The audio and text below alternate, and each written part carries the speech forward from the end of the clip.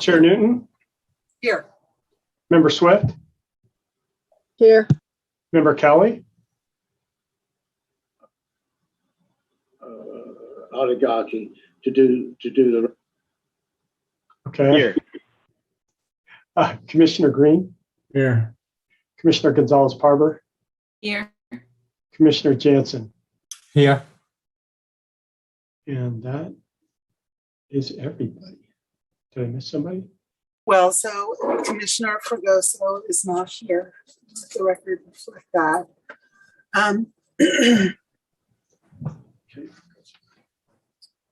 So we have an agenda with so few items, they don't even have a number associated with them. And I'm wondering if anybody wants to move to approve this very succinct agenda. Make a motion to approve. Thank you. Motion Green. Is there a second? I'll second. Second. Okay, well, I heard Commissioner Kelly second that. Is that correct? Yes. Okay, so second Kelly, and all in favor. Oh, I guess we have to do this by voice now I think we could just do affirmative on. on the agenda approval. Yeah. All in favor, say aye. Aye. Aye. Aye. Aye. Aye. Opposed, say nay. Let the record reflect there are no nays. And we will go into our sole agenda item right away without further ado. Okay, I will do the introduction, and then I think we'll let Tony speak to some aspects. Your commission is well aware of sort of the driving forces behind why so many jurisdictions are developing objective design and development standards. They've been listed many times before and are included in the staff report. And I think I'm going to change gears a little bit. I've been reading a book called Missing Middle Housing by Daniel Perolik, who is actually the founder of Opticos. And with your forbearance, I'd just like to read the introduction of that book, which kind of goes into the heart of what we're doing or could be doing. It really resonated with me, and it's a fairly brief paragraph. But I think it helps set the tone for at least part of what we're doing here. It reads, if you walk down, excuse me. If I might just interrupt you. Yes. But we reflect that Commissioner Fregoso is here. Hello, Commissioner Fregoso. Thank you. Hi. Hi. Thank you. I will note. And I was into my first statement, so I'll just say that she is here. All here. Okay. Thank you, Mimi. Or Chair Newton.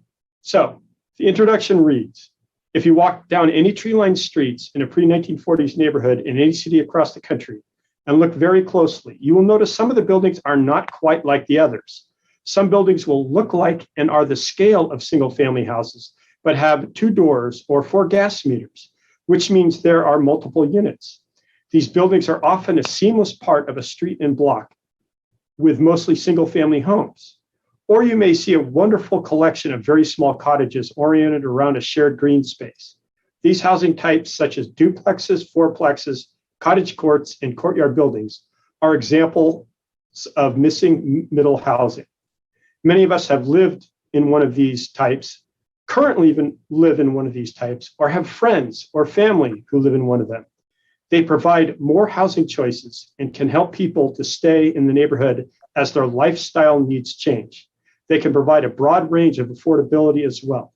They often consist of smaller but well-designed units and are within walking distance to amenities such as restaurants, coffee shops, small grocery stores, transit, and more.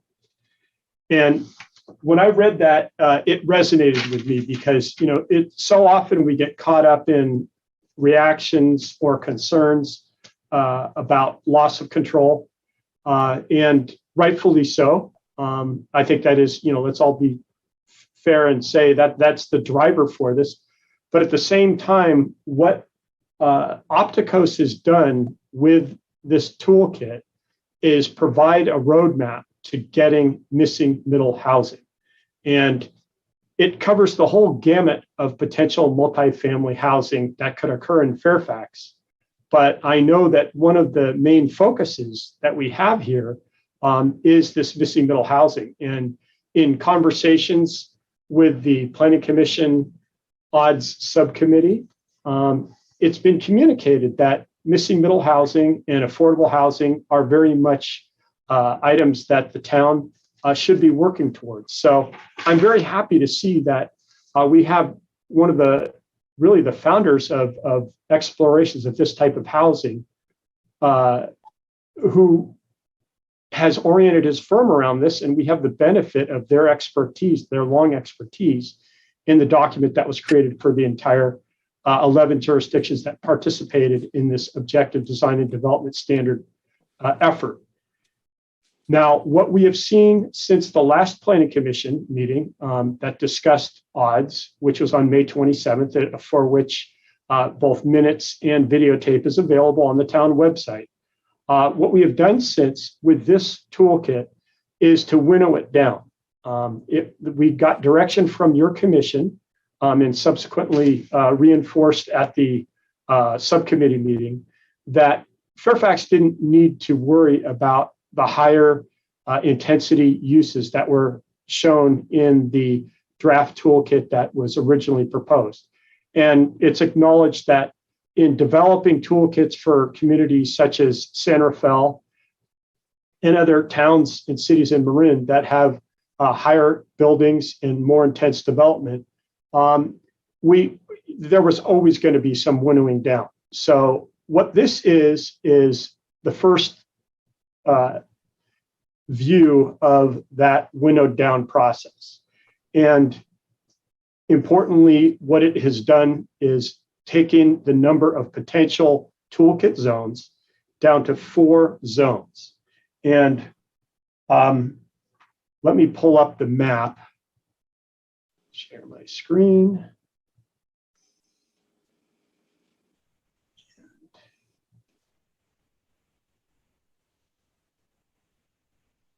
Oh, that's interesting. It never fails. Excuse me. I always laugh. It's ironically, I assure you. I have that map up. Oh, no. Okay, now here's where I fumble around for about 30 seconds and get really embarrassed. So I think you were just made a co-host and there's a share content box. Yeah, what I'm looking for is the appropriate, there it is. Got it. Okay, so do you see that yet? Probably not. Yeah. The map. No. Okay, let me keep going. There. Okay, now you should see it. Coming up, yes. Okay, so I think a good diagram is worth 1,000 words. And I'll focus in on the downtown area of Fairfax just to provide some orientation. North is up. Is this the same as attachment B? Correct. Okay. Yes. And so what you see is Sir Francis Drake, if you could see my cursor and the big turn, this is Cascade, or Bolinas running into Cascade. Excuse me, Ben. Yes. Did we get a packet? Did we get a staff report for this meeting? Yes, you did. Okay, because I didn't see it in my emails. Was it just a hard copy in the files? The format that staff has done in the notices, as discussed and approved by your commission previously, is to link you to the town website where this information is stored. And I apologize if people were having some difficulty. I understand, especially the toolkit itself. The maps we did have as attachments, or do have attachments. The toolkit, because of its size and the lateness of the hour, we simply hyperlinked it. And we'll change that. That's fine. We can look at Yeah. this and then I can pick them up and find them afterwards. Thank you. Yes. So what you see in this view of the toolkit map with the zones are all 4 zones that are proposed for Fairfax. And I'll go through those briefly, and I can scroll down here really quickly. And now to underscore the nature of the work in progress, this is identified in this Opticos diagram as T4 Main Street, T4 Suburban Neighborhood Open, T4 Suburban Neighborhood, and T3 Edge Neighborhood. In the toolkit itself, it is described as T3 Suburban Neighborhood. So with Tony here, I think he can kind of discuss the subtle differences between a T4 suburban neighborhood and a T3 suburban neighborhood. But for purposes of describing some of the significant changes and what and where we're talking about this, when we look at the lightest yellow here, that's your T3 edge neighborhood. And whether it is an area that's in the extreme northwest corner of town or in the areas that basically consist of the town's RD 5.5 to 7 zoning, which is our high density, duplex zoning. And where you can see that is to the west of Sir Francis Drake in the lower Olima areas. It's the area that runs up off Willow and is the entirety of the streets and the hillside that are accessed by Willow. It's the area that is on the far east side of town in Lansdale, this area here, Lansdale and Bell, and the area that's identified as basically consisting of the Inyo, Napa, Dominga, Creek Road, Myrna Avenue area, all this area in the yellow. And let me just zoom in a little bit so you can see it a little bit better. So the idea, and this was what Chair Newton noted last time, is there are some distinct characteristics as described in the toolkit that best reflect the existing land use patterns in these zones in the T3 edge neighborhood. So that was the initial application, the decision to apply that. As we get into more higher density areas, and this is the conversation about whether it's T3 suburban neighborhood or T4 suburban neighborhood. But you see the two versions of that are in this orange area here and in the brown area fronting on Sir Francis Drake. And you can also see this, it runs along the Sir Francis Drake area heading out to the far east side of town. And though that T4 suburban neighborhood, which I think is where we're really headed, or possibly T3, discusses the difference between the edge neighborhood with its lower limits on the type of uses. For example, I'm not sure if it allows multiplexes. It does allow quadplexes, and there's a further conversation about that. And also between the two areas, describes a subtle difference that staff raised in its report. And that is that when we are in what is basically the current zoning's CH, highway commercial zone, and this is all the brown area fronting on Sir Francis Drake and to a certain extent on Center Boulevard, that currently does not allow residential uses on the ground floor. Your commission is well aware that there was a recent application in town where a former architect's office was proposed for residential, but the CH zoning did not permit it on the ground floor, and they were precluded from doing it on the ground floor without a zone change. The general consensus of the commission at that time was we should allow residential on the ground floor so that that type of a conversion could take place, or that type of a development. However, there's a wrinkle, and staff will acknowledge I don't have the final answer on this right now, but I'm looking for it. But under the state local zoning law preemptions, and this is Senate Bill 35 and the various statutes that comprise the Housing Accountability Act, if you are allowed under current zoning to do 2/3 residential, then it triggers certain preemptions and certain allowances under those state statutes that basically, in staff's opinion, allow higher intensity and larger multifamily uses than would otherwise be the case.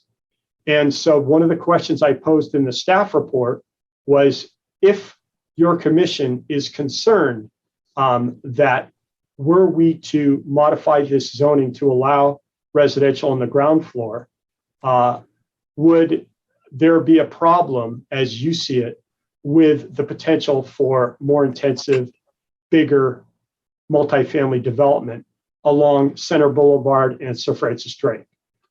In staff's view, that would be a problem, but this is one of the reasons why we're going through this at this time. So is to get some feedback from your commission, preliminary feedback from that, acknowledging that I will have more dialed in answers about whether that's a major concern or not. So anyway, that's the question about the T4. And in discussions with Tony this week, it was realized that instead of calling it T4 or T3 open, it should actually be T4 limited, if that's the direction of the commission, consistent with the information I've been providing you, is that we want to retain the ground floor for non-residential use in these areas fronting directly on Sir Francis Drake Boulevard. One of the factors that also comes into that, and we have Mr. Yarborough here tonight, has to do with the work that we've developed to date regarding the historical character of the town. And Ed will briefly discuss factors that go into that character, his preliminary findings, and what that may do, or what your commission can infer, what that might mean in terms of higher development directly on Sir Francis Drake Boulevard. The other aspect, and again, scrolling down to this T4 suburban neighborhood, has to do with areas that are not fronting directly on Sir Francis Drake. And I want to emphasize right now that these are not proposed for housing development. They may not ever occur with housing development, multifamily housing development, but consistent with one of the primary motivators for this whole odds exercise, the idea is that, as Commissioner Jansen had stated in an earlier meeting, we want to make sure that we don't get caught out if a development is proposed on a site, a multifamily development is proposed on a site, which qualifies for local regulatory preemption under SB 35 and the other state statutes. So the idea here was to be as comprehensive and inclusive as possible about potential development sites, regardless of the likelihood of their ever being developed, or in many cases redeveloped, for multifamily housing. Now, those of you who've looked at this map carefully, and again, staff apologizes, this was an effort to really get this information out. And if we'd had a little bit more time, things like this little thing where I'm circling, you probably can't even see my cursor, that's actually already developed with single family residential. So that's not going to change anytime soon. But examples of where the suburban neighborhood could be applied, and very likely would be considered as such, include the 10 Olima site, which is shown in the current housing element as a site for 22 units. And then as we get further out on Sir Francis Drake, or even in the back area adjacent to Park Road, you could see this pretty much mirrors our multifamily zoning designation for those parcels. So again, it's really just preserving local design criteria as evidenced in this code, in this draft toolkit, on all of these sites. I will also, again, cautioning that this is not a plan. There haven't been anything of that sort proposed so far, but in looking at current zoning and what's hypothetically potential versus the state preemptions, we have here this 10-acre site that's currently zoned PDD, Planned Development District, which allows multifamily. And therefore, we are proposing to apply the T3 edge neighborhood to that. There's also an area in the back of the White Hills School grounds that is currently undeveloped. I don't know if your commissioners have read the IJ about a site out in San Quentin that is going to be proposed for teacher housing in the near future. But there's a possibility that a vacant portion of a site such as what's there could be developed with that and would be covered under our local criteria if that were the case. So that's pretty much the primary focus. Obviously, with a 300-page document before you and limited time, I don't know why that thing keeps popping up. Limited time to review this. Staff acknowledges that we're in the kind of the early steps of really doing wordsmithing. Certainly, if your commission has noted specific areas that could be adjusted. In fact, in the very beginning of the document, let me just click to that. Go to the beginning. This section here, you can see that Opticos has provided note to jurisdiction. So they know that they've got areas that is still sort of work in progress, and they would either. I don't think we can see what you're showing us. We're still looking at the attachment. Okay, sorry, excuse me, I forgot the protocol. Shame on me. Okay, let me just fix that.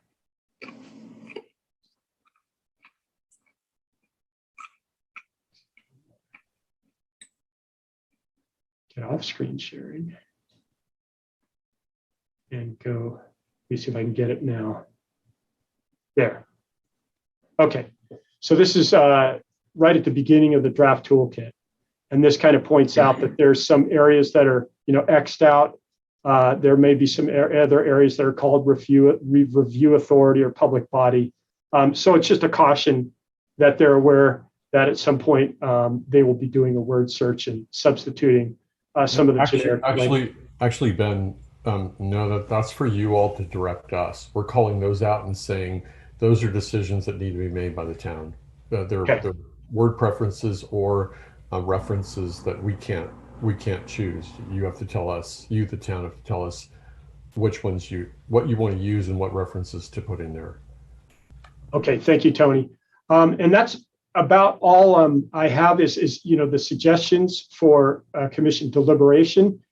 I am Tony, if you have additional remarks about this draft toolkit and especially some of the zones that we were looking at and what the implications are in terms of whether it's T3 neighborhood or T4. I think that might help the commission focus some of their comments tonight. Sure, Ben. Yeah, I can add to that description of the zones. These zones are different than maybe what you're used to in a lot of zoning codes. In the sense that they're oriented around physical outcomes that are identified inside the code, as opposed to leaving the outcomes to the end of some process that is the outcome is to be determined by some negotiation process. When you can't use negotiation or discretionary review, and there are a couple of different ways to do it, and this method is to identify those outcomes through building types.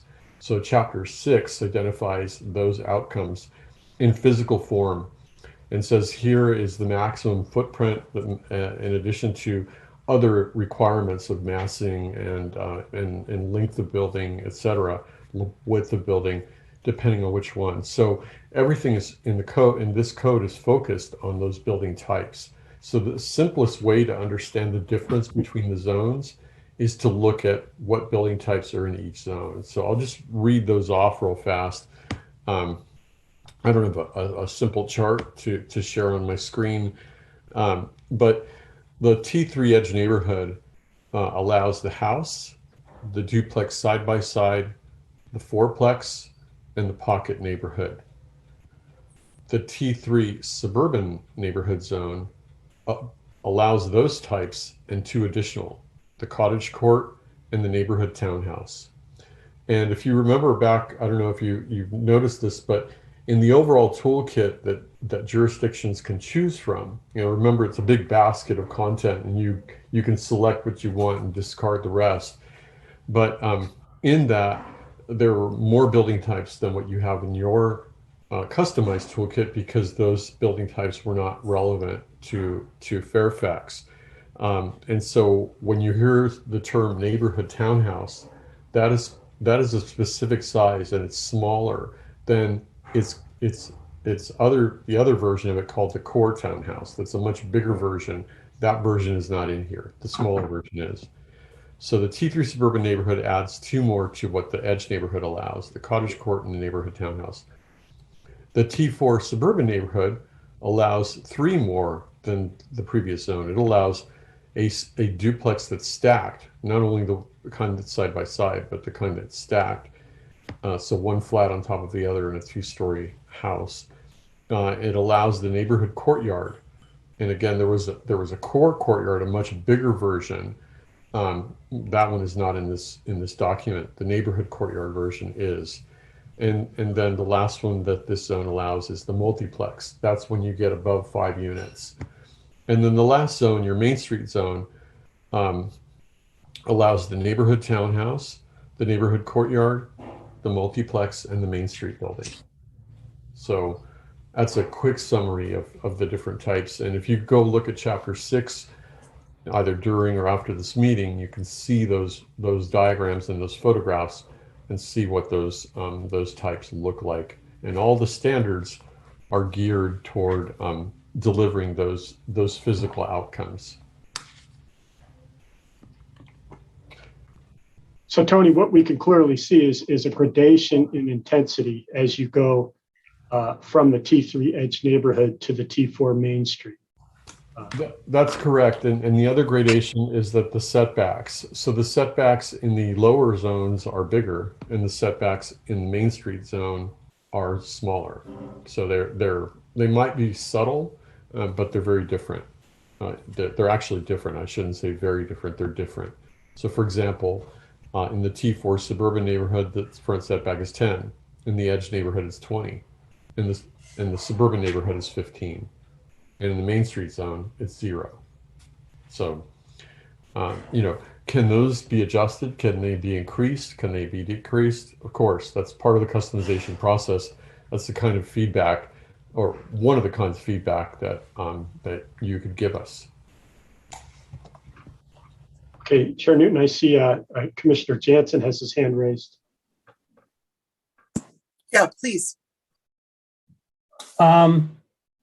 Yeah, a few questions at this point. Probably the right point to ask the question. First, on the overall map, so there's the 4 zones. There are still a lot of parcels that are blank on this map. Typically, that's all your RS6 zoning. The assignment seems to, it sort of coincides with your zoning. But the question is, on those parcels, some of those do allow duplexes, which means if somebody wants to go and put this under the new law, they could probably split that up and put a 4-plex. Should those not be also regulated? Why are those not also light yellow or machines, or maybe something else? Commissioner Jansen, I can answer that question. What you're referring to is the RD 5.5 to 7. And that is actually captured under the T3 edge neighborhood. So let me just zoom in. Correct. Yeah, no, I can see that. No, I mean all the others, basically everything that does not have a color on this map. If you look at the smaller parcels, not downtown. Correct. Most of that is RS6. Yes. But somebody could still develop a 4-plex on that, I believe. No, not, well, and this is, you raise an interesting point or question, and that is this. We know that under Senate Bill 9, which passed the state Senate and is getting reconciled with a similar bill in the Assembly and potentially going to the governor's desk, and we've seen that the governor has been pretty supportive of this type of thing, we may end up, and they are openly touting this as the end of single-family residential zoning. As a practical matter, the state has already preempted one residents on a parcel by pretty much allowing people to put in accessory dwelling units and junior accessory dwelling units on virtually any parcel. So if somebody wanted to, they could end up with effectively a triplex on their parcel. But in the RS6 zone, for example, it does not allow for duplexes. So what you're seeing in all the white areas, and that also includes some of our lower density zoning areas. For example, this area in the lower right portion of the town is UR10, 1 unit per 10 acres. So those are other examples of zoning which precludes duplexes at this time. Okay. One of the questions your commission may ask is if we see the state moving towards abandoning single family residential, and staff considers that a very distinct possibility, does the town want to get in front of that and maybe start to have discussions about, are there areas that currently only allow single family residences with the potential for a ADU and a JADU, to simply say, with appropriate scale, with an appropriate lot size, they could be considered for duplexes, or as Tony points out in the T3 Edge neighborhood zone, toolkit zone, a quadplex.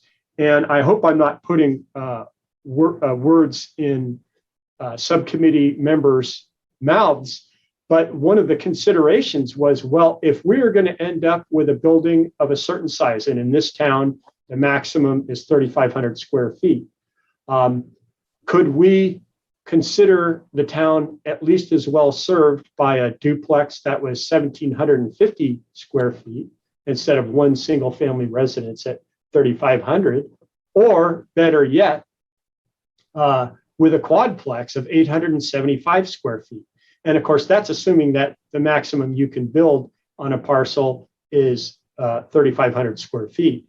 There's many parcels that you would not be that size, but the fundamental question remains. And in conversations with Tony, the example of what you would need in this lower intensity residential zone to build a quadplex is a parcel that's 7,700 square feet. So pretty good sized parcel. Certainly the majority of the single family residential parcels in the town do not achieve that. Something that staff alluded to in the staff report, which could also be, and staff recommends that it should be considered as part of that discussion about whether and to what extent to allow the potential for quadplexes, are things like, is it a one-way in, one-way out street? Is it on a steep slope? Does it entail narrow, windy roads? There are some pretty notorious turns in town. And, do we want to have necessarily higher intensity use that is subject to one or more of those factors? Another aspect is many of these streets do not have any kind of a turnaround at the end. So for fire apparatus, et cetera, it's pretty challenging. So if we're looking at higher intensity, that's one of the questions I would put to your commission is, do we want to perhaps say you would have to have certain characteristics, both in terms of the size and the slope of the lot, and in terms of the access to be considered for a quadplex. But as Commissioner Jansen, you point out, there is that potential there. And in fact, staff believes that properly designed, these objective standards could actually encourage that. So that's another question for commission discussion and direction to staff.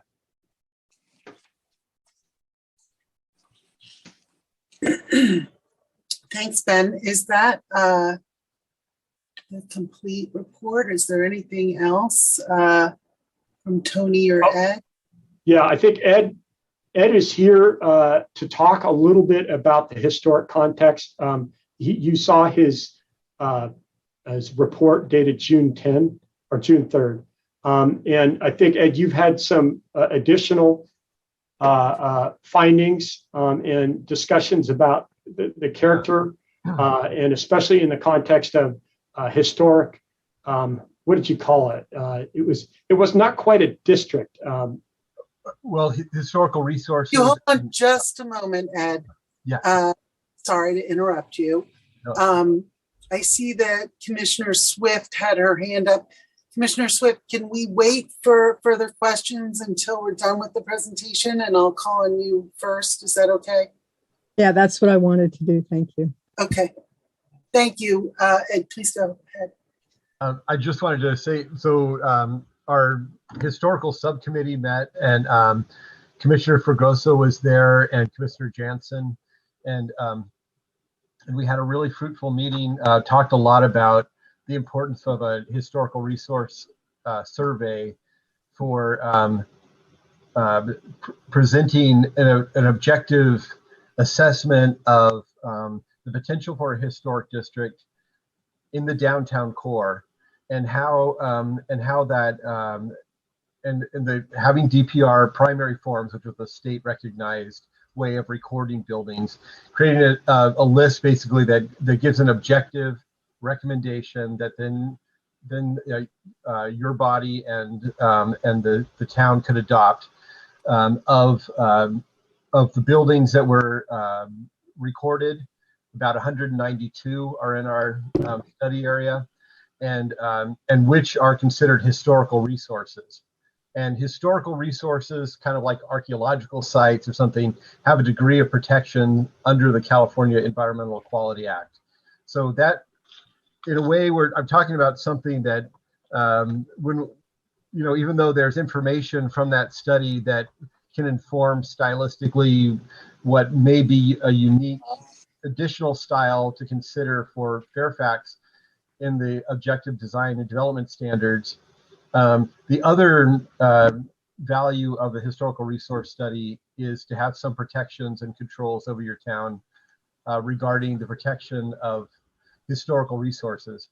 And one thing that's interesting about the way historical districts are considered is that even if you do not go so far as to create a district, create a formal district and nominate a district, just having it recommended to your body and for the planning building department to be aware of that that there are certain buildings that may on their own not come to the level of the California Register, which is the threshold of protections as a historical resource.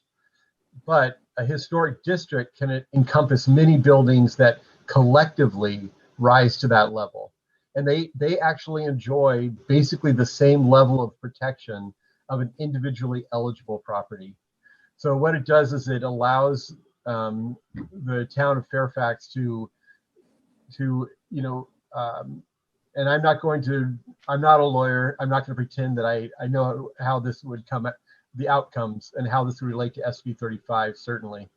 But I can say that that it gives a footing as the lead CEQA agency. The town of Fairfax is the lead CEQA agency to say, this 5-story building in this, let's say we find that one of the character defining features of the historic district are buildings between 2 and 3 stories in height, and with prominent cornices at about this level and some things like that. Then there would be an objective way to say that according to what we found is significant in our historical district, this building needs to be modified to fit in better. And under CEQA, that would be a mitigation measure to reduce impacts under CEQA. But again, that CEQA is an abbreviation for California Environmental Quality Act. So we sort of got into that a little bit during our subcommittee meeting, and I just wanted to relay that because I think it will have, there's potential for it to lend greater substance to your trying to control what seems like the cat out of the bag of this SB 35.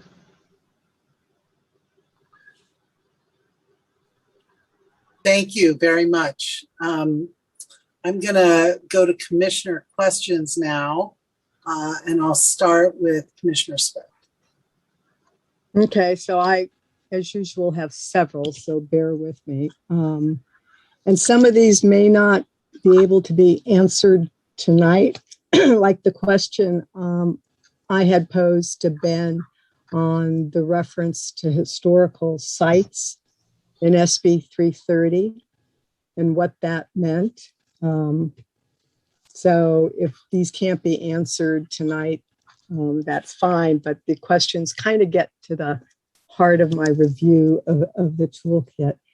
But first off, I wanted to say that I think this effort is as important and potentially impactful, excuse me, as the housing element we're doing right now. And yet, I don't think there's any members of the public out there right now. We had an agenda that was incorrect and a new one posted, and we don't have the toolkit available to the community to look at, either one hard copy at town hall or taking, and I know the staff report said that it was a large file and very graphic laden, but that file could have been saved, let's say, as a small PDF and posted online. What I had done with it is convert it to PDF, and it was 14 megabytes. And I took it and printed it so I could more easily review it. I think it's even hard for the planning commissioners to go to the Dropbox and try and sort through that. So this is important. I would hope staff would provide hard copy and provide an electronic file so that the community could look at this and review it, and so that we could have community input on it. So getting more to my questions, in the staff report, there was, I think, an unfinished sentence, and on page 3, staff further evaluated the potential for density bonus mandated increased and determined that the zones regulations, and the sentence stopped there. So I just wanted to ask Ben what the intent to that was. Yeah, Go ahead. the zone's regulations would have an impact on whether the extent to which that could occur. Okay. And you mentioned it a little bit, the staff report had different zones versus the toolkit. So is the toolkit correct, other than what you had mentioned tonight about the limited versus the open? Because the staff report is different. Right. What the staff report looked at was the map, and then instead of calling it open, I accidentally called it option. Right, but you also had like 2 T3s or 2 T4s, and different from the toolkit. Right, So, and I think that's a question for Ed with his expertise to illustrate. I think he described that already in terms of the allowed use. Let's see if I have that. When you get into it's really a question for the commission.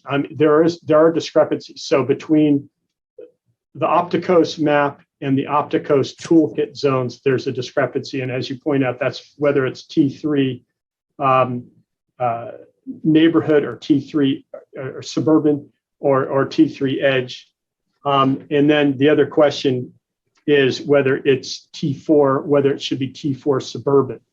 And so I think that's something I would, when I was looking at my notes, I noted that every time you go up from a T3, which allows up to a fourplex, and then you make the jump up to a T4, whether it's suburban or or the different version, and Tony, I'm going to have to ask you, but one allowed up to cottage courts and neighborhood townhouses, so the smaller scale townhouses, and then the higher, I think, suburban neighborhood designation in the T4 allows for multiplexes characterized as greater than 5 units. So when we go to the map, I think the question would be, if we're looking at the map, and I can bring that up, if we want to have a discussion about that right now, is whether we want to allow multiplexes, multifamily density in some of those areas. And if so, then I think it would be probably appropriate to apply the T4 suburban neighborhood designation to it. Okay, so that, I would like to limit this time period to questions of staff, and then we'll have public comment, and then we can Right. come and have more of a debate and dialogue. right, and I wasn't looking to debate that issue. I just wanted to see from staff's perspective, we had a draft toolkit that was different than what the staff report had identified as the zones. So as we review this, should be reviewing it from the way the draft toolkit is now. That's all I wanted to know on that. Then I also wanted to know what determined in the draft toolkit staff's decisions on the zones and therefore the applicability. I see zones, the edge zone up at the top of Ridgeway. And when I look at definitions, it doesn't seem that, a parcel on the top of Ridgeway is within walking distance of the downtown. So I'm trying to get a sense of the draft as it is now and the thinking behind it. Is staff looking at things like SB 35 or SB 330? Are we looking at being concerned about affordable or market rate housing and the control of that? And then to Commissioner Jansen's comments about multifamily, that goes back to multifamily can be, from my understanding, 2 units. I've got a duplex up by me, so that gets to why are we identifying certain pieces and not other pieces with the way the draft is. Okay. But you can just hear the rest of these. So the staff report states that the draft reflects the town's current standards. Does that mean that, because what I'm still seeing in this draft is a lot of, just copied over from the generic county toolkit. So when staff says that it reflects the town's current standards, does that mean that staff has gone through Title 17 and brought over all of the standards, such as fence height and things like that on properties? And then I didn't know what was meant in the toolkit about a site improvement. So the toolkit identifies applicability to site improvements of existing developments. So maybe you can answer that one tonight. And then the last question is, it breaks out parcels into parcels that are over 3 acres or 700 feet long or deep versus under that. And I just wanted to know if there was any legislative language that looked at the magic number of 3 acres and that 700-foot length.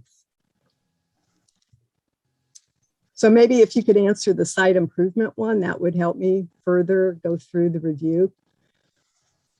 I can answer that, Commissioner Swift. Yeah, that site improvement is, I believe you're talking about up in Chapter 1. and that is a threshold item for when that particular standard would apply to an existing project. So if somebody came in and said it's an existing project, existing development, and they were going to regrade the front yard or put in a new retaining wall, or beyond maintenance, beyond repair, that would be seen as a site improvement that would trigger the relevant standards to that development. So that to me, then, just for clarification, if I'm in one of these zones, I'm an existing homeowner, and I want to do a site improvement, and that site improvement may be less than a 50% remodel, what it sounds like is these new standards would apply to me. Is that correct? Yes, that's why it's critical to pick the right threshold, and number two, to only map these zones where you want change or where you don't want those kinds of issues to arise. So I'll be the first to tell you that the map is for the other jurisdictions that are in this process. They are not mapping the zones to the parcels, because that's for another phase of activity after they actually think about all the content and adopt the content. They can go through and map them, or they can simply suspend them in the air, if you will, and say, upon a certain type of project, say SB 35 project coming to town, that triggers this entire volume of standards, and then you don't have to map the zones. The reason that the map is included is because Ben was trying to give a picture to everyone about where these standards might be applied and might make sense. So it is not that could be a later phase.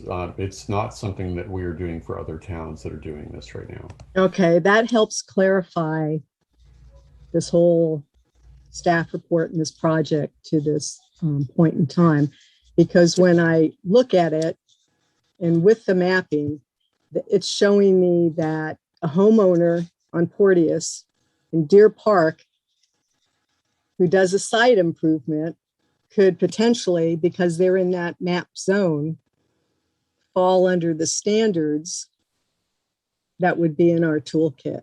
Well, yeah, and again, Commissioner Swift, that's a part of the toolkit that there are things that we can do based on our experience and recommendation based on what we know about each of these towns. But there are also choices that each of these towns need to make. And one set of those choices are those thresholds in Chapter 1. And every town needs to customize those so right now, that's raw information unless we've received specific direction to customize it. And that one, I think, has not been customized. So, we can't customize that for you. We can advise you. We can give you, recommendations. We can answer questions and say, this is probably the better way to go based on what your needs are. But ultimately, those thresholds need to be set by you. And I understand. And that's a good clarification on that, because the way I looked at this packet, that wasn't clear to me. Okay. Because there is also in the draft toolkit, we have just a lot of, and I call it the generic toolkit that you put together for the county to pick and choose. But a lot of that was just carried over in this. So I think there's some basic questions and basic decisions, as you mentioned, that we need to make, such as applicability and things like that, before we get down to the specifics of zones and standards and fence height and all the other thing that's still in that. So thank you very much. You're welcome. If I could also respond. I want to keep this moving, so yeah. I want to really limit us to questions. I've got 3 commissioners with their hands raised, so please make it brief, Ben. Well, yes, and I understand that, and this will be brief, but Commissioner Swift did also say the statement in the staff report that said reflects current sites, and she asked to what extent. And what I would say is, and she brought up this zone on top of Ridgeway.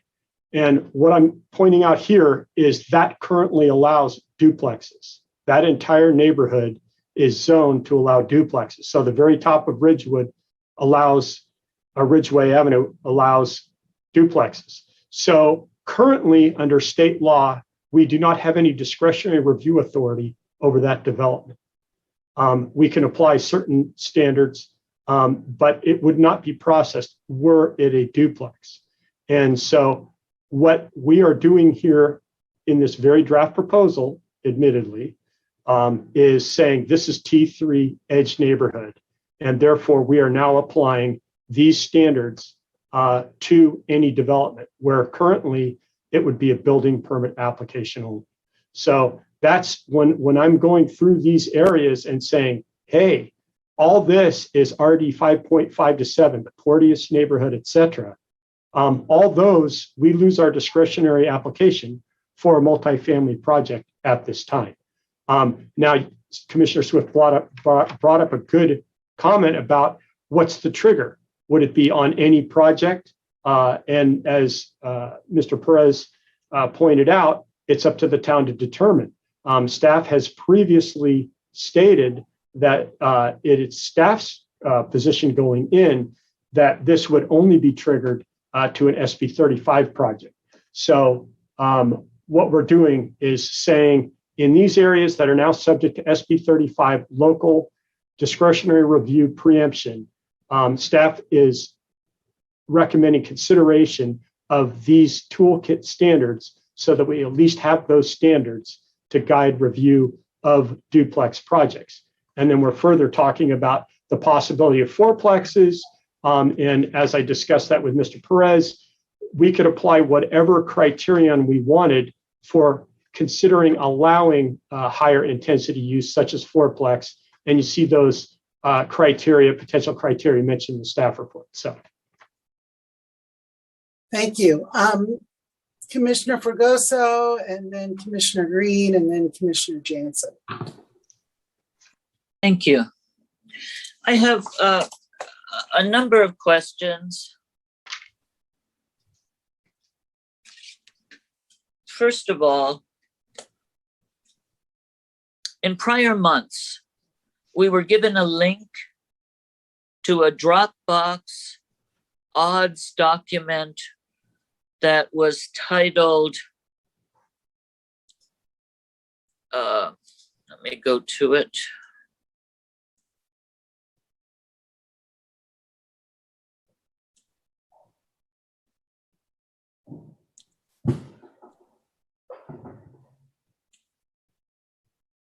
Damn it. That was titled Final Odds 2021, 2020, 2021 that we've been using in prior reviews. I just now found the link to the new odds documents and the maps that you've been showing us, Ben. I understand the maps are new, but can you tell me if the odds document itself that pops up in this brand new link that we just got also through Dropbox, different titles, it's Max, Fairfax, odds, regular plan, Northwest draft, those are the maps, Southeast drafts, but there's an odds screen check draft. Yes. Is that the same as what I was looking at before, or has this been revised? What we've done, the chapters that remain are very, very similar. We've de-generalized the new one. Let me just ask, yes or no? Is the new one a revised version of what we've been working with? It now has the name Screen Check Draft 2021. It didn't say Screen Check before. It just said odds. So should I not look at the old one and only look at this new one? That's all I need to know. I don't want more description, definition, just a yes or no. Okay. Secondly, in terms of housing on the first floor, I have been a proponent of that, but I do understand there are constraints and problems that, some people will have a hissy fit over it. But I do not want to leave it so wide open that it would allow for larger scale suburban multifamily housing. As you say, it could be a possibility. So I'd like to get a slightly clearer, when you come back to full commission, a slightly clearer answer to that question. Is it feasible? Does it not make sense? And then my other question is regarding historic character, forms, and types.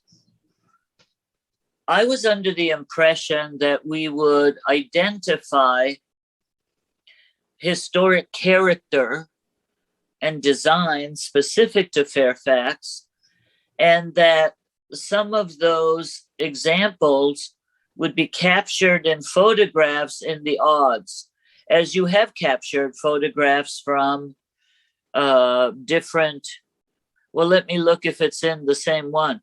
The old one I was looking at had the different types of developments and then photos of houses and buildings exemplifying those. Yeah. Okay, that was way down on page 27 or something. I see. Those are still here. I see they've been revised and updated to talk about nature and auto-oriented suburban. But there are still, I believe, a list of there's also this new figure in the screen check on natural transect diagram. That's helpful. But I'm going to, okay, here I found the photographs. It's called the series of photos that show us less urban to more urban. I like those very much. And have those photographs been changed from what we saw before, or just kind of reorganized?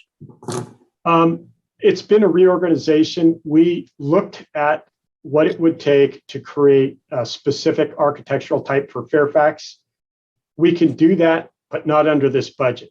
That's the concern, is that I think it's acknowledged, and Ed can go into a little descriptor of it, but among please don't. Okay. I just have some real specific questions. And so then what I just heard Ed say a bit ago when he talked about this is that, though not so specifically, that, as you're saying, rather than we don't have the budget or the horses to develop specific historic place types to incorporate into the odds, that his approach or staff's approach, I don't know if it's his recommendation or staff's, that we would deal with historic character under a CEQA review. Well, did I misunderstand that?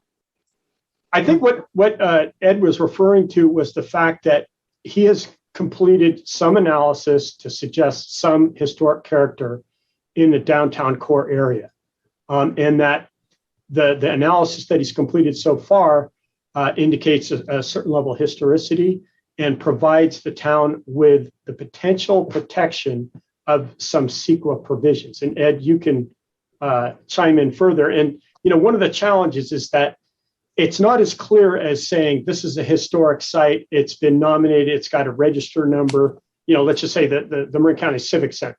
That was historic the day it was finished. But so what we're talking about now is what are the historical features, and right. Then, but again, back to my point, if I may, I thought CEQA review was precluded with SB 35, that it was assumed to be compliant with CEQA. So you see where I'm going with this. I would like not a long story of where we've been or where we could go, but specifics of how does historic character review get incorporated? If it's going to be CEQA and SB 35 nixes CEQA, then we can't say that. Let's just say we're not doing it. But do you see what I mean? I'm Yes. frustrated with that lack of clarity. I'm not saying, you know, people aren't doing what they're supposed to do or that I don't like what people are doing. It's just unclear to me what the hell we're doing. Yeah. So when you come back to us, I would like some clearer description of how that will be incorporated, if in any way, and what it would take to do. I know, Ben, you said it could be, you know, $10,000, San Anselmo, or somebody did that. So I don't need a discussion about that now, but when we come back to us, we need some clarification with that. The other thing is, we have a lot of information that comes to us in a story format, and here's how we looked at it, and here's where we're going, and here's how it might be. But and then in terms of the questions, for instance, I'm going back now to the staff report to look at the types of questions you would like to have the commission respond to.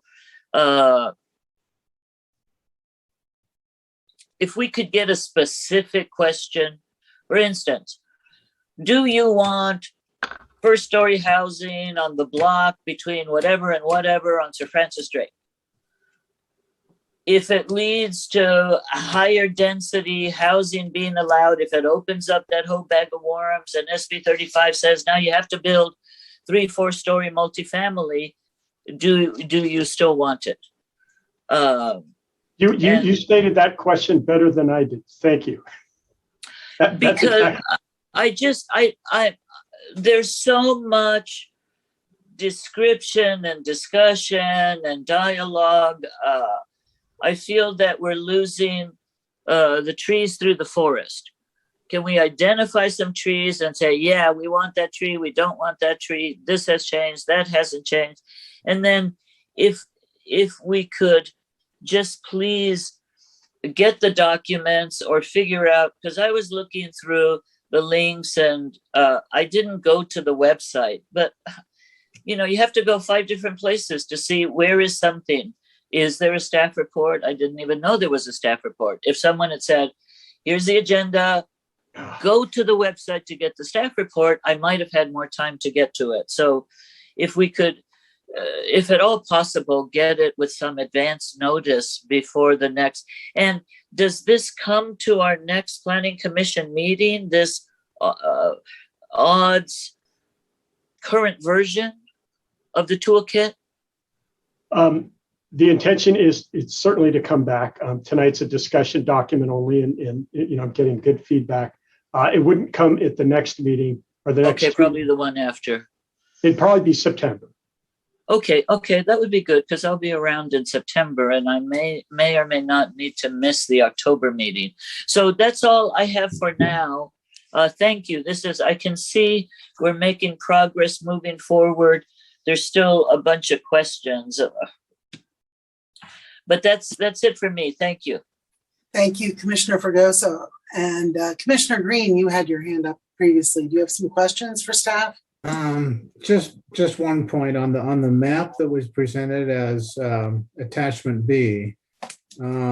Heretofore, I mean, in the PowerPoint presentation we had, I believe, from Tony and his group before, the map that was at the beginning of that differs quite a bit from this map, with the addition of the lighter yellow sections. And I'm just asking you how that came to be, how those lighter yellow sections, which to me are already pretty dense housing, came to be part of this. Because I was formerly under the impression that it was this whole odds program really only affected along Sir Francis Drake and maybe a little of Center and through the downtown, and not these, you know, fairly dense residential areas. That's the question. Thanks. Yes, you're correct in that the scope, as proposed or discussed as an option for consideration, has expanded into the RD 5.5 to 7 neighborhoods. The reason it has done so is this question about loopholes. Is that there's a loophole right now wherein in that zoning it permits duplex development. If it's duplex, it's multifamily. If it's multifamily, it's subject to SB 35. So the idea is to broaden the scope in the area to capture areas which we have lost discretionary review over, and to say, what do we want to do about that? My working assumption is that your commission would like to retain local control over development wherever possible. And it needs to be recognized that we have very few objective standards in our current zoning that would be applicable to multifamily development. So now that's not to say that staff thinks that people should go out and develop quadplexes on small lots on hillsides. That's exactly the type of discussion and concern which staff is raising, to say, no, we don't think it would be appropriate to do a quadplex on such constrained sites. And what we're asking the commission for is direction to do further mapping, further refinement. One of the immediate things would be, for example, to say, if it's on a slope, pick a slope, 10%, 15%, it wouldn't qualify for a quadplex anyway. But we would probably still want to retain some control over a duplex. So those are the type of questions that we might ask, or that I would like to get some commission direction on, is, are we barking up the right tree? If you think that, somehow applying T3 edge neighborhood as it's currently constituted would be problematic if we were extending it to the end of Porteous, which is still fairly flat. I'd like to get some feedback on some parameters that we might apply to it. Or if you feel that we should just deal with whoever comes in with a duplex, it's not a quadplex, and if we don't get a chance to review it, so be it. So those are the type of questions.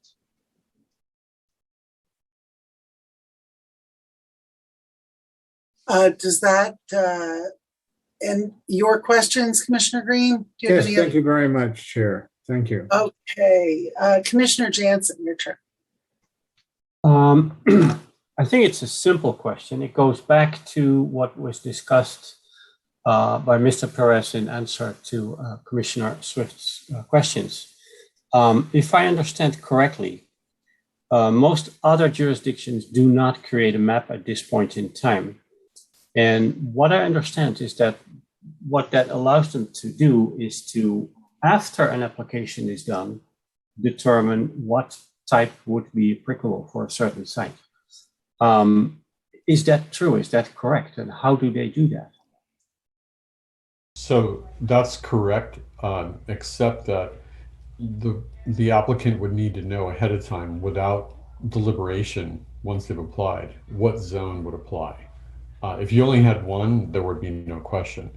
But that's why ultimately there is a map, however simple it might be. There is a map that will be necessary. I was just simply pointing out that at this phase of the work, the towns are focusing on the standards and then mapping as a second activity that they might do later in the year or next month. But they're certainly thinking about it, but they're not doing them simultaneously.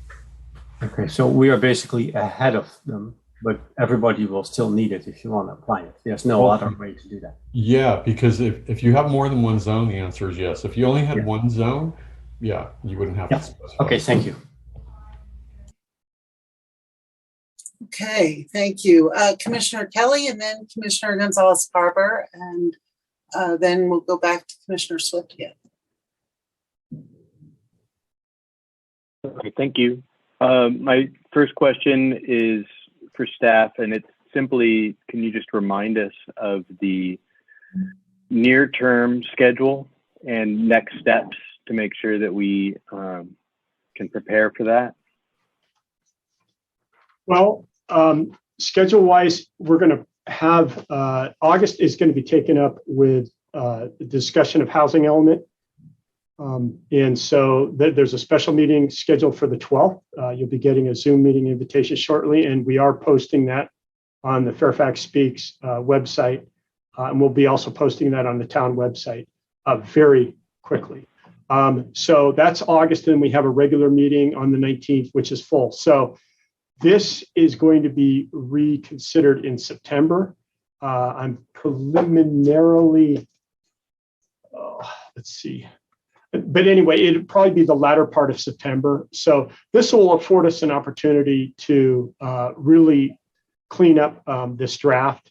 And if provided we get some consensus direction from your commission to begin to make specific criteria, for example, for the T3 edge neighborhood, where we may or may not want higher intensity than duplex uses. So that we could start to do that mapping. Obviously, that mapping is an exercise in and of itself. And also to get some further clarity about what's going on with respect to state preemption and circumstances in which it would apply. Okay, thank you. And just the next question I have is for you, Mr. Perez. It sounds like if we follow the model of some other municipalities, we wouldn't be determining the map at this moment. There does seem to be some nuance between the current zoning map and, for instance, where the central commercial or highway commercial, the delineation between those two zones happens, et cetera.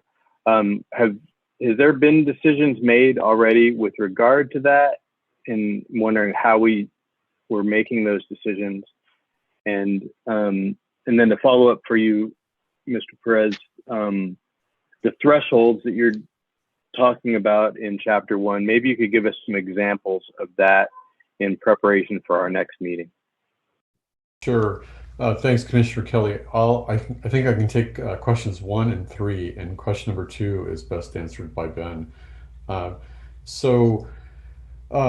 In terms of the mapping and the sequence, again, as I was explaining in response to Commissioner Jansen's question, if you have one zoning district, which some cities do when they create objective standards, they don't get to all these nuances that you have in this toolkit, and they just say, here are objective standards, end of story, and if you come to town, they apply if you have an SB 35 project, and you don't need to map it.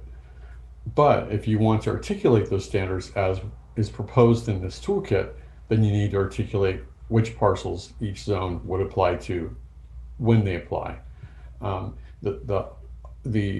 The other towns, what they're doing, Corte Madera has had several meetings, and they have a subcommittee working on it, just like you all are working on it. And they have worked with, like everybody else, the housing element is happening at the same time for a lot of these jurisdictions. And so they have looked at what those needs are, what kind of sites they might be looking at in that effort.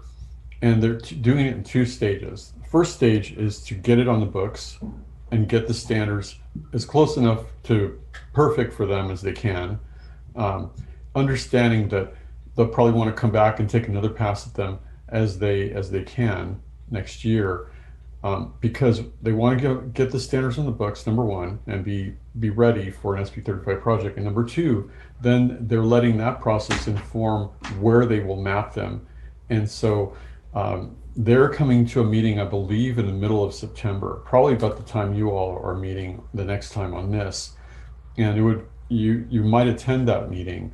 It'll be a public meeting, and hear their thought process about how they're going to apply the zones there. And I give you all this detail as background just to explain that it is not a light effort and a trivial matter to apply standards to parcels. You really have to make sure that that's where you want them applied.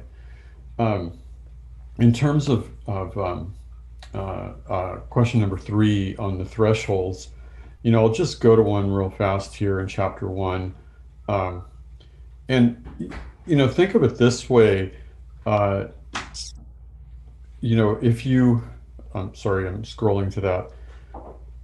If you didn't have applicability um, articulated in the way that we propose in this toolkit, there'd be a million questions for whoever was at the counter.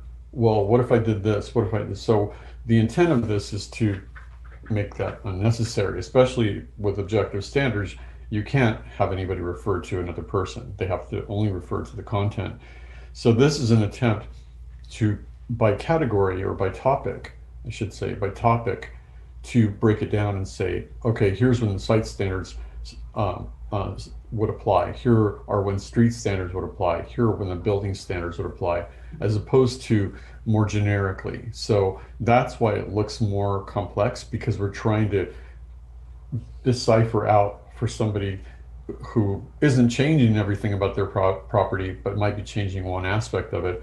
And here's in this area, um, this is where you can find what applies and what doesn't. So, for example, um, I'm just looking at uh, this B1 on page 13, screening. It basically all new development and improvements to existing development. So if somebody was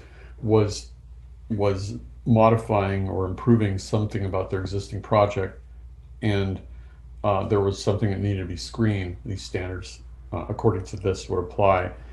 Looking at another one here,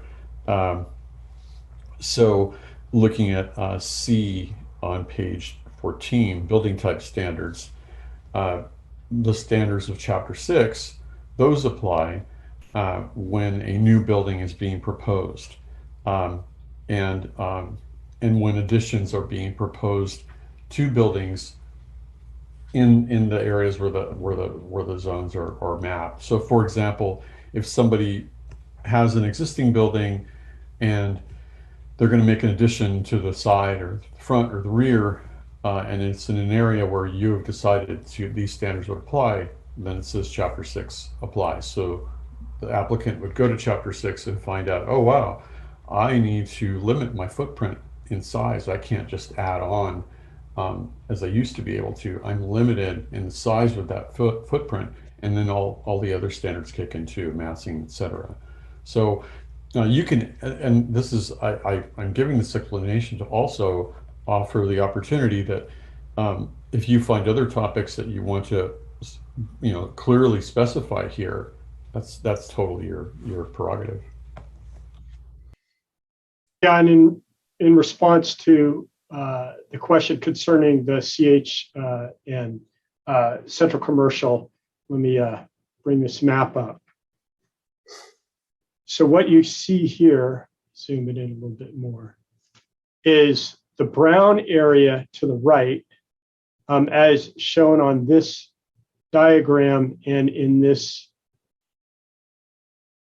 legend or key, is the T4 suburban neighborhood open, which, as Tony and I discussed, should actually more aptly be called limited. And then the bright orange is the suburban neighborhood, T4 suburban neighborhood, and then the red is T4 Main Street. So when we go back up to the map, you can see that the T4 limited, and again, Commissioner Swift pointed this out, is there's a disconnect whether it's T3 or T4. But the whole idea and the question I'm posing to your commission, and I've already gotten feedback from Commissioner Fregoso, is do we want to apply an additional criterion for parcels that are located in the CH zone, which this brown encompasses, and that would continue to preclude residential on the ground floor if allowing residential on the ground floor would result in a significantly, and I guess significant would be a one-story taller building along those areas. Where we get into the red zones, that generally is consistent with the CC, or central commercial area.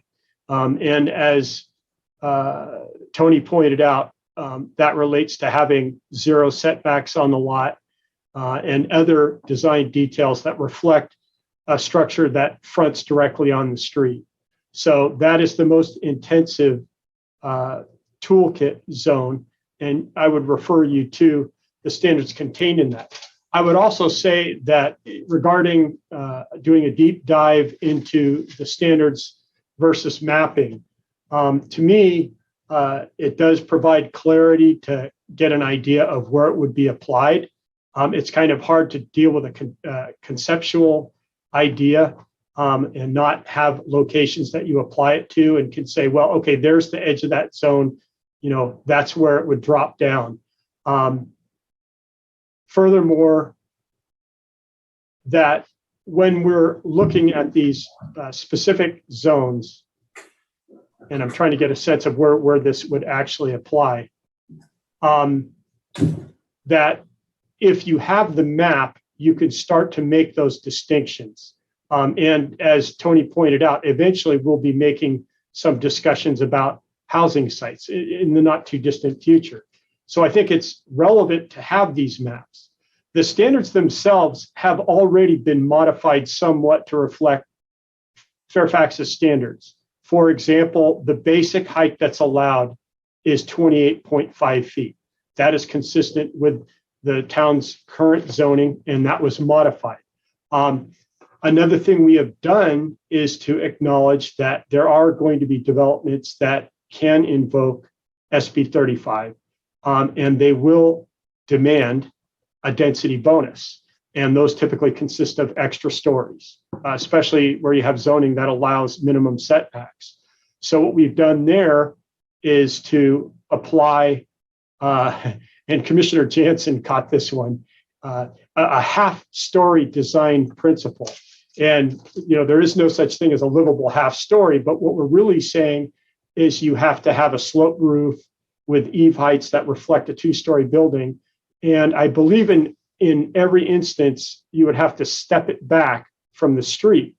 And again, with all due respect to some of the challenges of bringing all these elements together, this also reflects the historic information that we're developing, which clearly shows the vast majority of the town is in 1.5 to 2-story buildings. So that even were we be faced with an SB 35 application, staff believes it would be useful or helpful or desirable to require that 3rd floor be stepped back so that the visual character of the facade of that building as viewed from the street would largely be retained. And these are some of the details of the specific standards that staff believes has already been incorporated, at least in part, in these various zones.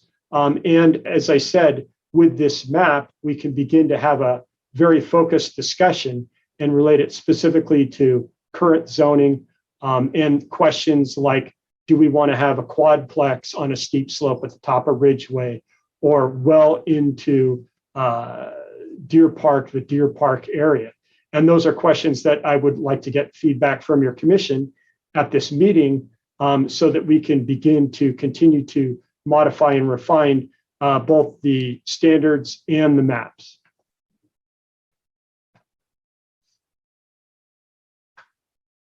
Thank you. Let's see. I think Commissioner Gonzalez-Tarber, if you have questions, please go ahead. Yeah, I think this question is for Ben. I think Commissioner for asked a question about the most current toolkit. Ben, what is the date of the email that had that link for the most current? So I'm looking at May 22nd. No, the most current toolkit was linked in the email that was sent to your commission. So the staff. We didn't get the link. It only came with the staff report on the website. Correct. And we need to fix that, obviously. We're still exploring the maximum size, and I appreciate Commissioner Swift saying that she thinks there's a way to reduce the size of the file from the PDF that's linked to, I guess, a lower resolution PDF. And we will certainly, we acknowledge, yeah, that information needs to be more readily available to the public. There were some severe technical difficulties we were facing last week, so we'll get that up in a more legible format for everyone to review. But it's what was linked on the 23rd and what is dated, I believe, the 22nd. So there's 5 separate files in the link that was sent out on the 23rd and is shown as an attachment to in the Planning Commission meeting agenda. So it's there. It just could be improved in terms of ease of access. Okay. I have another question regarding subdivisions or combining lots. What is the protocol currently for subdivisions? When somebody comes in, I mean, I don't even know how that's done if it's at the county level, but I'm looking at this map just for our information. I could see some of these lots getting subdivided or being combined, for development. So I was just curious, how does that get processed? Well, what happens when somebody is considering they've got a piece of land, let's just hypothetically say it's a 100-acre steeply sloped parcel. And let's just say it's got a zoning of 1 unit per 10 acres. So you're basically, your ground rules for the maximum that they could do would be 1 unit per 10 acres or 10 parcels. And so you're looking at the minimum lot size and you apply it to various parcels. Now, some zones don't have a minimum lot size. If we're dealing with multifamily development, in many cases, that's a rental, so they wouldn't be subdividing. Not to go too far into the weeds, but SB 9 talks about allowing the potential to take any single family lot and divide it into 2 parcels and to allow a duplex on each parcel. This is one of those things that drives professional planners crazy because once you develop the lot, your utilities are here and there. And when you're going into a vacant ground subdivision, where you put utilities is critical. So anyway, we'll see what the state decides in their infinite wisdom to do in terms of allowing further subdivision, but hopefully that answers your question. Well, let me ask you this. When somebody applies for a subdivision or to combine 2 lots, does it start at the county level or does it start? No, it starts at our level. Every jurisdiction has its own subdivision regs. Okay. And does that go through a discretionary review or does that just go administratively or ministerially? It's a discretionary review. We're looking at factors that influence that subdivision. It would be interesting if somebody came with multifamily that also included a lot split or something like that. We would have to, in that instance, if SB 9 goes through as proposed, there would be, it would be non-discretionary. So we would have to have some standards that we would implement. And indeed, SB 9 has some preemptive standards that they would propose to apply. So for the most part, though, it is a very discretionary application. Another thing to consider when somebody is looking at a piece of land for future subdivision is all the easy parcels, by and large, have long since been developed and split or subdivided and split. So what you have left are really constrained sites, unstable, steep slopes, drainage problems, et cetera, et cetera. And in that case, those typically amount to a potential for significant environmental impacts, i.e. a trigger for the California Environmental Quality Act, CEQA review. Oftentimes, or typically, I would say, with a project of any scope, it would be an EIR. Okay. Commissioner Gonzalez-Harbor, can I add to that, please? Yeah. So Ben was describing how you process them per your current standards, but I don't know if you were also asking that question regarding the toolkit. And if you are, Chapter 9 is titled Large Site Standards, and that is entirely about properties that should be divided into more than just one project site. Because as you know, as big as the project site is as big as the building is usually. So what Chapter 9 does, it obligates the applicant to divide the property, and you pick the threshold. Somebody caught that threshold earlier at 700 feet long in frontage or 3 acres, and those thresholds are obviously changeable, but we find those thresholds to be the right point to when require somebody to apply these standards. And so that way, whether they subdivide the property into legal parcels and sell them, or they simply create a project that could be rental, the result is the same in terms of physical form. You get buildings that are designed to individual, and you'll see this term design site instead of lot, and that's on purpose because lot has a legal meaning, and design site is only for the purposes of designing buildings. And whether or not you record that design site into a legal lot of record, that's your choice as a developer and applicant. All the standards are concerned about is, hey, when you have a site big enough to have more than one design site, you need to divide it up into design sites, choose the building types, follow the standards, and now all of a sudden you have buildings that are arranged in a way they probably wouldn't have been if those standards weren't applied. So that's a very quick summary of Chapter 9. That's very helpful. And I was thinking about the opposite as well, where, in thinking about the criteria that Ben is asking for, to trigger, I guess, a review or the toolkit, I could see somebody combining lots to make sure that they can develop multi-housing. So I'm thinking about both scenarios where somebody could subdivide or combine so that they could kind of, slip under the radar or not, trigger anything. Well, Commissioner, that's a great question. And the same holds true. So if somebody combined 3 parcels, then this code is looking for increments that are coordinated to each building type. So somebody can say, I coordinated 5 parcels, 3 parcels, and here's my project size. This code says, great, now pick building types, and you have to apply the design site width and depth to your combined site now. And you can still have it under one ownership, but you can't circumvent the process of creating buildings that are detached and appear to be on their own lot, even though they are or are not. Okay, that's great. Thank you. Thank you. Commissioner Swift. So Ben has asked for some guidance and recommendations tonight, and I can't do that because what I'm seeing in the toolkit doesn't necessarily match. Let me finish. Doesn't necessarily kind of match the discussion.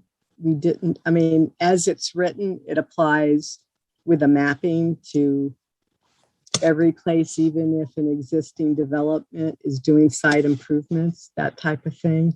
But I did have a question related, because you also mentioned that initially you were thinking this would only apply to SB 35 projects, which are affordable projects, and not market rate, I believe. But my question for you is, if I'm a developer and I'm doing an SB 35 project or want to do one in Fairfax, what tells you that I'm doing that? Do I come in and say, as part of my application, this is an SB 35 project? It's a good question. Yes, typically that's exactly what would happen. Somebody would basically be applying for a building permit. They would have a set of developed drawings and saying, process my building permit application. It would be non-ministerial, or non-discretionary rather, ministerial. SB 330, to my understanding, and again, we probably shouldn't be parsing the nuances of ever-changing state laws, but I think that there may be some ways for the concept of local review, discretionary review overrides to be introduced at various points in a project. So the idea would be if a project either qualified or had the potential to qualify, then it would trigger application of these standards. I would also say the definition of affordable in a community like Fairfax is 10%. So 1 in 10 units would trigger.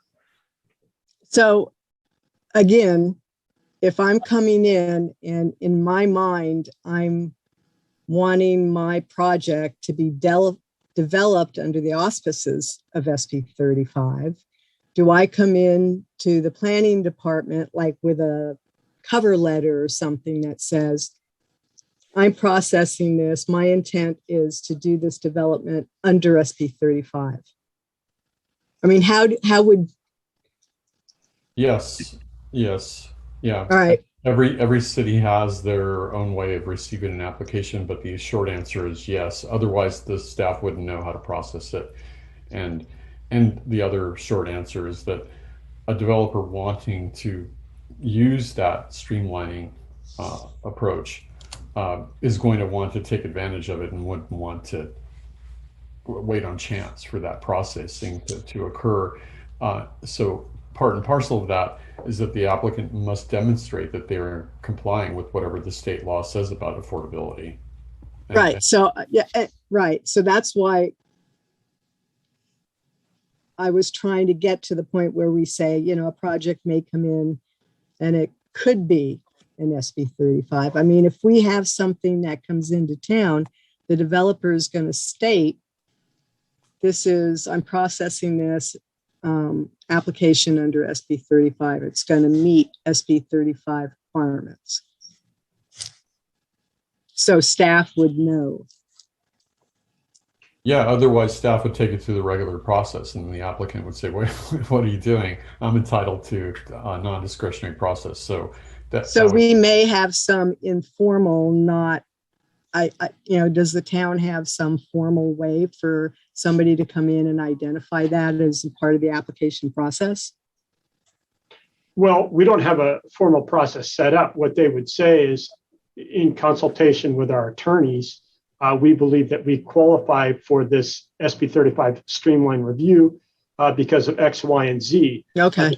The town would have 30 days to determine both whether that was applicable and whether the project was complete. And again, this is why having these standards, and one of the understand, I just wanted to understand our process. Thanks. Okay. Okay, seeing no other commissioners' hands raised, I actually have a couple questions too. And thank you everybody for asking all your questions, which gave me a much more robust appreciation of what is being contemplated. What I'm wondering is sort of a big picture view that kind of dovetails with some of the questions some of you have already asked, but has to do with sort of elegance and simplicity with respect to our municipal code. Some of us may recall how much fun we had trying to merge CC and CH zones, which have very different and confusing standards. And as I look at the maps that we were provided, and while I appreciate the effort to kind of grade the density, with the setbacks and other features of the different zones, and I think, frankly, that's an unfortunate use of the term. because we have a whole land use map, zoning map that has zones, and it becomes somewhat complicated when you're talking about two different layers of zones. But one of the concerns I have is that this looks like it might be almost zoning on a parcel by parcel basis. And I was hoping, Ben, you might help me understand that a little bit more. If we're to break out portions of, the RM zone, but not the whole RM zone, portions of the PDD zone, but not the whole PDD zone, I get very concerned that we're going to wind up with the kind of complexities that we were struggling with when we were looking at the CC and CH zones and trying to figure out how to merge them. And I'm drawn to the issues that we talked about where some of the other jurisdictions may not be taking the mapping approach. And I was hoping, or at least the initial mapping approach, I was hoping that you might explain to me why we wouldn't try to identify different tools by, as we heard, like lot size, or by specific zone, or just overlay the entire toolkit over the entire town to take account of what you pointed out early on in your staff report, that, things may change and we may get changes that are going to implicate our 6 zone in the future. So can you help me understand a little bit, is this really going to be such a morass of, amendments to the code that it's going to make it a nightmare to manage it? That's sort of where I'm coming from.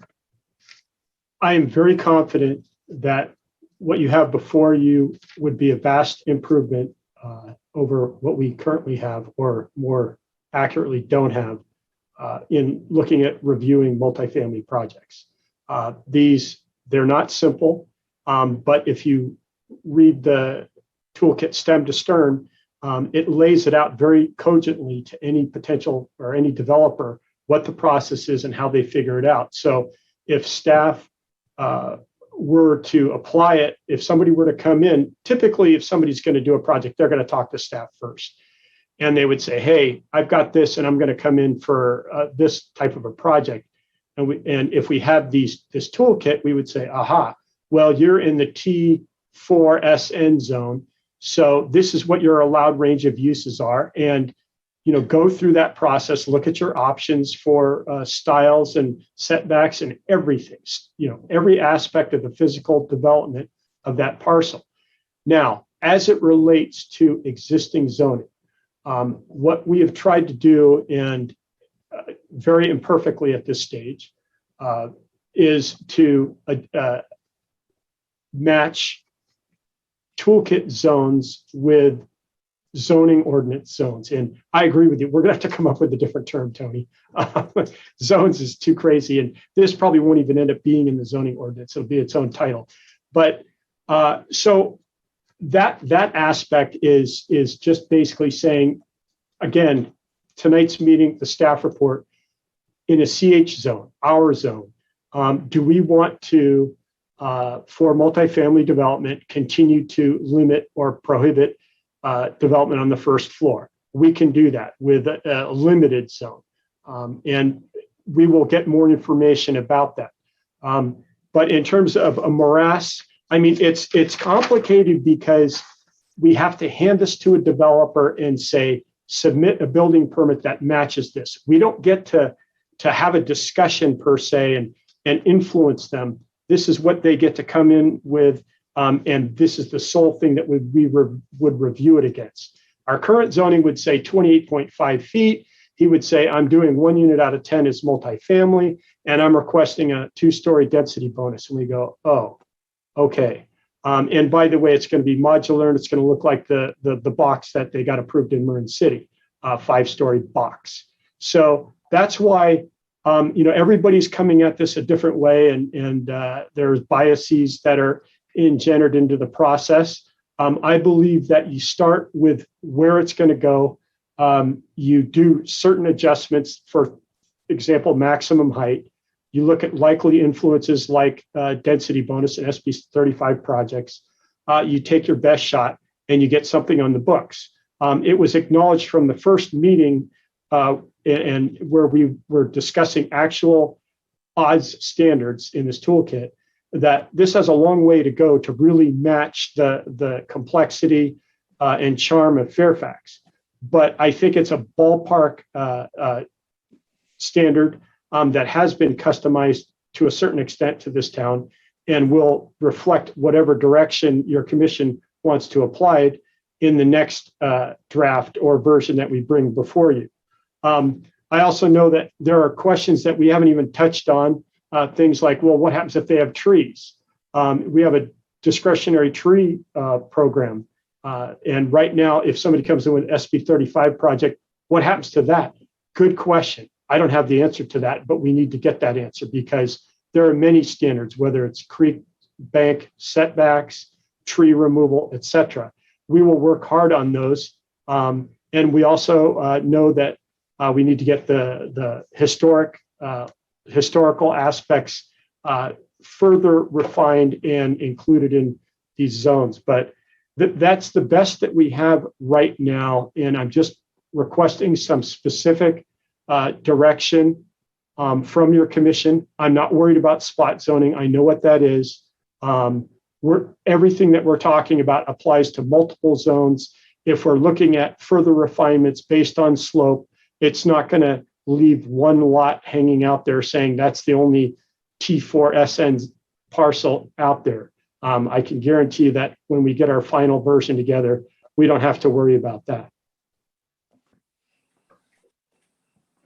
All right, thanks. And we will have some further discussion, but I don't see anybody on the public in the Zoom room. So Tamala, maybe you can just confirm for me that we don't have anyone here from the public, because I would like to open the public hearing. That is true that we only have our public television feed listed, and therefore we might have people viewing us online, but we do not have anybody asking a question at this time. Okay, well, I will give any member of the public a few moments to get in and raise their hand if they want to weigh in on any of this. All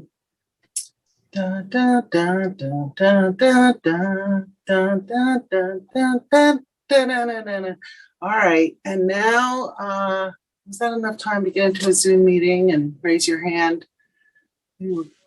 Somebody else want to do the Jeopardy theme song? Okay, I'm going to close the public hearing and bring it back to Planning Commission now. All right, so we've been asked to provide some direction to staff, and I see a couple commissioners have their hands raised already. Before I jump into that, do we have a subcommittee doing the odds? And could you remind me who that subcommittee is? Yes, it's Commissioner Jansen, Commissioner Fragoso, and Commissioner Green. We also have, I forget her name. She hasn't showed up for a subcommittee meeting yet. Cassidy DeBaker. Okay. All right, thank you. Commissioner Green. Okay, thank you, Chair. I just got this new version the other day, and apparently, we have Commissioner Fragoso hasn't seen it yet much. So, but there's a couple of things in this particular version I want to point out to everybody, and that is that there's these several little boxes that say "Note to Jurisdiction." If I'm not wrong, those appear to be guidelines for us to really pay attention to something and make some choices there. So that's one place we can start. My feeling is we need to, all of us, I don't think we have enough people on the subcommittee to go through this in a reasonable time frame. And I'm going to read this through again, 250 pages or more of it. I'm tempted to print it because, but I'm so used to staring at these big screens. So I think we need to do that. We need to go back, if I may point that out to everybody, the notes to jurisdiction. And then I think especially those on our commission, I'm a lawyer, okay? I'm not an architect. I'm not technical, really. I mean, I could analyze any technical, but when you start to get into these designs and building forms and things like that we want, that we want to kind of mimic what Fairfax already looks like. I think it's important for every one of us, not just the subcommittee, if I don't mind my saying so, to get into this and get into the details, because it's so important for the future, and it's so a drastic change for the town that we really need to put some time into this. And I would urge everybody to just read from page 1 to the end and maybe on paper, but if you know how to take notes in a PDF like I do, great. Somehow take notes on this thing as you go through it, think it through, do you really want to have the flat block building, or do you want some lentils and appearance and kind of maybe a few posts out front. So it looks a little more like a Fairfax building than a, downtown New York City building, those types of things. And I think we really need to, obviously we can't stop this, unless major litigation in Supreme Court are going to take place. So we really need to get into this. And I think, I thank Tony Perez for whittling it down, the original version of this, which was almost impossible for me anyway, to kind of digest, now into a much more digestible, 280 short page version, but still certainly more applicable to us. The one thing I would really like to see, though, is this part of the relationship between this and Title 17 zoning, which would help us understand it a lot better if that chart, page 16, if that was like filled in, that would be really, really, really handy. It's very hard for us to say, wow, okay, so we've got this off-street parking and these sign standards and all these other standards, and where does that come in Title 20 here? And of course, we should know where it is in Title 17, but it's nice to know the jive between the two. Thank you very much. And I think we all need to really concentrate on this. So clarification. What I think I heard you ask for, Commissioner Green, is kind of a side-by-side comparison. So if we're saying this is going to be T4SN and it's going to be applied to the CH zone, what's the difference? What do we have in each zone right now? What do they share? What's different? Is that what you're asking? Yeah, I mean, so if we're going to come up with these objective standards, it's really important, I think, that, and it's going to be Fairfax and not some kind of objective standards from Mars, that we need to compare it to what we actually have. And it just, not that it just would be easier for us volunteers, get that part, to really kind of get into this a little easier if we knew kind of where we're looking from our old zoning and how that might be represented in this new odds workbook. And I think I also want to add just one more thing, is that I think you're right. I think it's going to have to be its own title. So it's Title 20 for all whatever purposes, rather than the end of 17, a new ending to that. I think that it's got to be a new title. So Yeah, so that's basically it. It would be nice to have that comparison so that we can get into, so okay, so I can look right down there. It's just a time saver more than it is an understanding thing. It just could take hours to figure out which one of these is our zoning, from our Yep. perspective. Commissioner Green, I just want to jump in real quickly and say that the basic districts that you have were specifically designed with Marin in mind, in that Fairfax participated with Larkspur and San Anselmo in what we call microscale documentation. So we looked at exemplars, leading buildings, for example, the Blue Rock Inn, and that was incorporated in great detail in these design standards. So it may not necessarily reflect funky Fairfax, the downtown that we love in all respects, but it ain't Mars, it's Marin.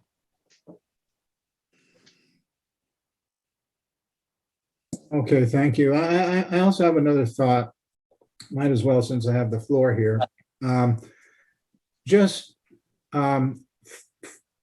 You want some guidance. So first floor living along Sir Francis Drake, I don't think is possible to do. First of all, the tenants would hate it. There's traffic down there. There's going to be, people are expecting to shop in Fairfax. It would destroy potentially the shopping aspect that people love about this town. And I'm not putting anybody else down like Mill Valley or anything, but I'm saying we haven't, the character of this town is why people move here. And we are seeing, I'm seeing, and it's wonderful, more diversity in the town as younger people move in, and that's really great. How we comply with this SB 35 is not going to be, I don't think, to destroy the town, my opinion, through having first floor housing throughout the downtown area. And I'm fairly strong about that, aren't I? So I'm just saying that is not a good idea. The Chamber of Commerce would hate it. Why they aren't here, I don't know. But we got to get this publicity out a little bit and get some folks on that attendees list. That's kind of ridiculous to me that we're this far into this and having, another meeting on this, and there's still nobody interested. My neighbors are interested. I told you some of the rumors that are going around about this.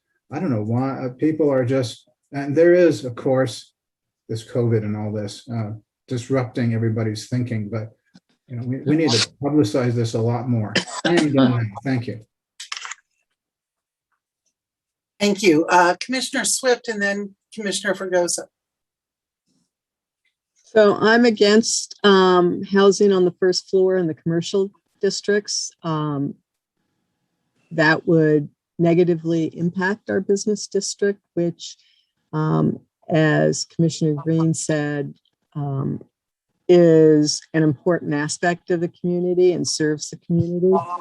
As to the questions you had in the staff report that you wanted the commission to provide direction to, I can't provide you any direction on any 4 of those items you listed because of tonight's discussion and review of the toolkit as it stands now. So that would have to wait until the next meeting from me.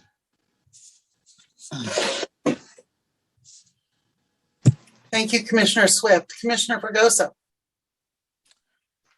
Yes, thank you. I'm not sure if this would be helpful. It might be too complicated for staff and consultants to rearrange at this point. But if there's a simple way to do it, I'd like to piggyback on Commissioner Green's concept.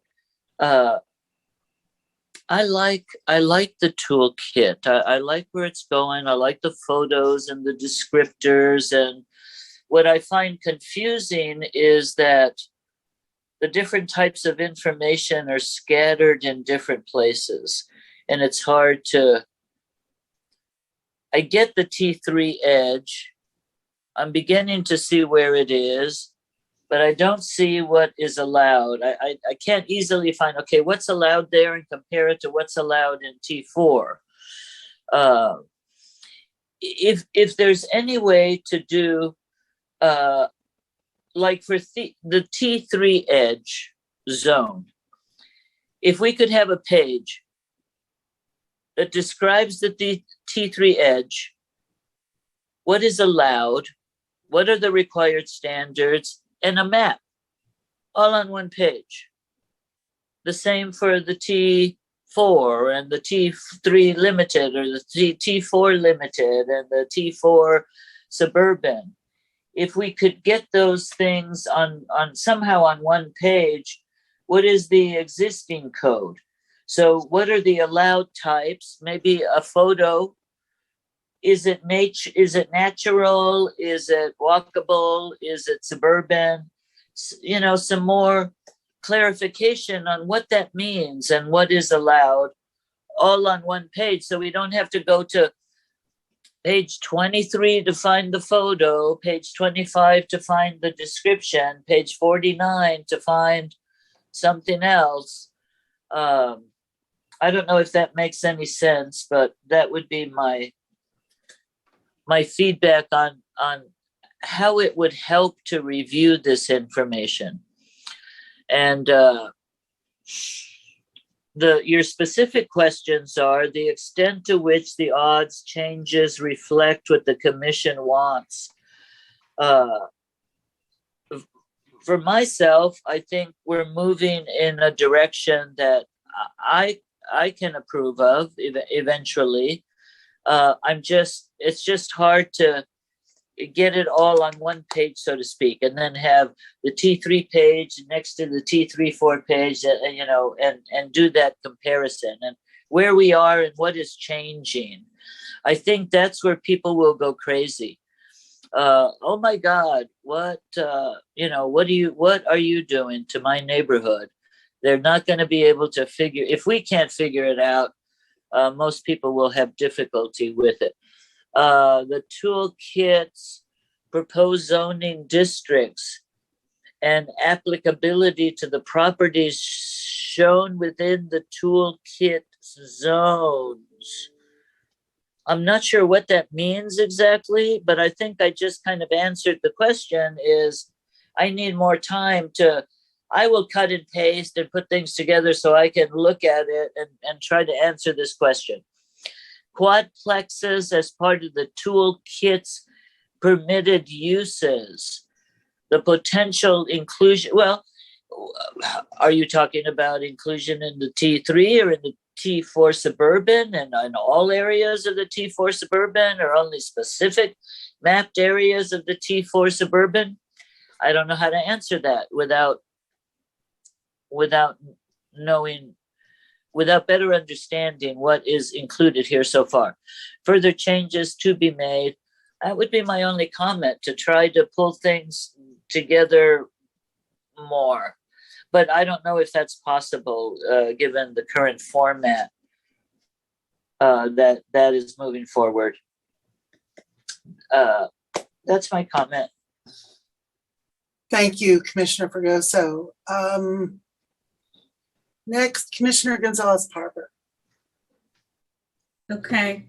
I am also against residential on the ground level in the CH zone.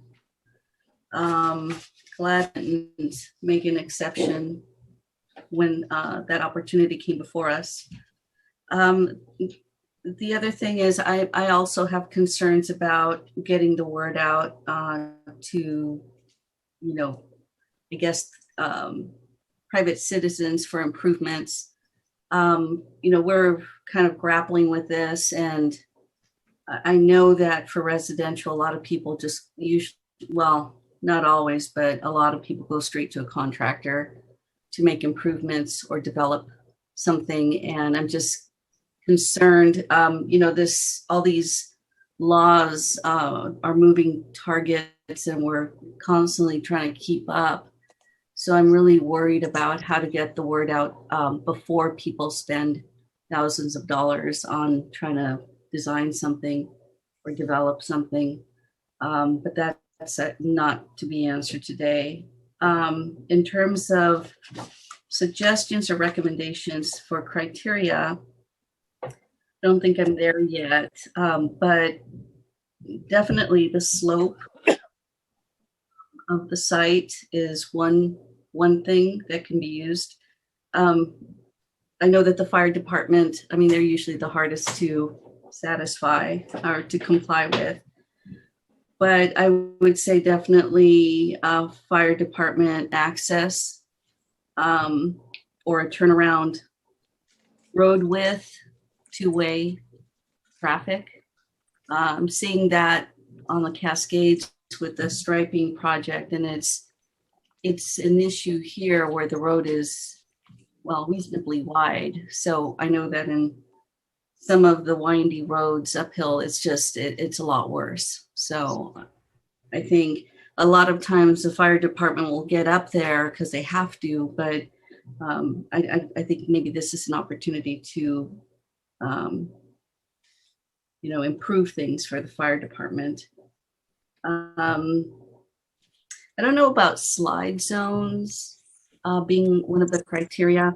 Most of Marin is in a slide area, but maybe that could play a part in it. I'm not sure. I think I'd have to think more about this, but requiring, making sure you're requiring all the soils reports or geotech, information you need.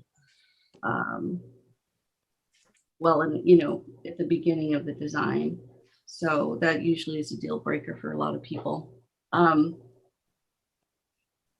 So I think I need to go through the revisions. And so I would just say, if you can send out that link again, and maybe just call it link to OBDS revisions, that would be great. I think that would be easy for me to find it. So I think that's it for now for me. Thank you, Commissioner Gonzalez-Parber. Commissioner Jansen, and then Commissioner Green. Thank you. Yes, I concur with my fellow commissioners that residential in a commercial zone is probably not a good idea. There might be exceptions if it's a deep lot behind, but typically I would not support that. In general, I think, I understand it, what's going on. I support what's happening here, right? Our downtown is organized around this T-form shaped of roads, and I see there's the highest density, and so that makes a lot of sense. Even to the degree I would think that there's some missing teeth. I think it would be very good to probably put some more vision on that. I could see that grow. This might be an opportunity to basically continue improve what's already there. But there's so many details, and I think it's been mentioned before, that it needs time, not only from us, I think also for staff. But that goes back to something that I believe is important. If I understand, we're trying to get this document in place as soon as possible. It's better to now have something and close the door, and then we can refine it over time, than spending a lot of time trying to solve all the details and in the meantime have no regulation in place. I think that was part of the urgency when we started doing this. So with that understanding, I think what's happening here is good. Thank you. Thank you, Commissioner Jansen. Commissioner Green. One question that I'm interested in is the potential inclusion of quadruplexes as part of the toolkit's permitted uses. On that point, I just want to say to the commission that if you take a look at West Hollywood, where there used to be street after street of cute little single family houses, like we have some of here in Fairfax, maybe even a little less dense because they had larger lots, many of them. And now what you have is clusters of sort of 2 or 3 little houses, and then there's an apartment building, and then there's another little house and another apartment building. So, we have to be thinking through those kinds of issues too, because then you have a quadruplex next to a couple of houses, and there's all this traffic, there's all this emergency exit and ingress and egress that we need to be careful of here in case of fire, flood, and other natural disasters. Looking at the map, one can easily see there's like one way in and one way out, and we need to be very, I don't see that anywhere in the toolkit, really. I don't see sort of an emergency density problem being addressed in there. So that's something that we need to also take into consideration. If we had my street, for example, full of quadruplexes, I don't know how anybody would commute to work. So that's kind of the issue. And there has to be, and it really gets ugly when it's a couple here and then a house and a couple there and a house. It really gets extremely ugly and city-like. So this is one of those issues that we need to be thinking about in broader terms, maybe. Sure, we're going to allow some quadruplexes. It's just a matter of we better be careful about our parameters for those. Thank you. Thank you, Commissioner Green. Commissioner Kelly. Thank you. I just have a couple comments. In general, it's the document is a lot of good work. I think that it all seems to jive for me until I get to section 20 and we start talking about style language. And, it's going to come down to the detail, and the smallest detail we can define is going to be better. Inevitably, somebody's going to find a cheaper way to put a Victorian style in an inappropriate lot that doesn't suit it, just because that's what they can do and that's what they can sell. So that's just a little diatribe there that that section particularly, I think the more detail we can get in there, the better. And I will do my best to review that for next time. I could have missed it because it is a large document and I've been skimming the best I can. But I don't see any sort of environmental standards or energy use standards or anything like that mentioned, except for in the large projects where I see stormwater management mentioned. And I would like to see that. It seems to me that we could require energy thresholds, particularly on a larger project, and stormwater requirements, whether it's gray water use, etc. We could incorporate some of that environmental type of criteria. And I don't see that yet. Maybe I'm missing it and you could point me to it, but I would like to see that in these standards.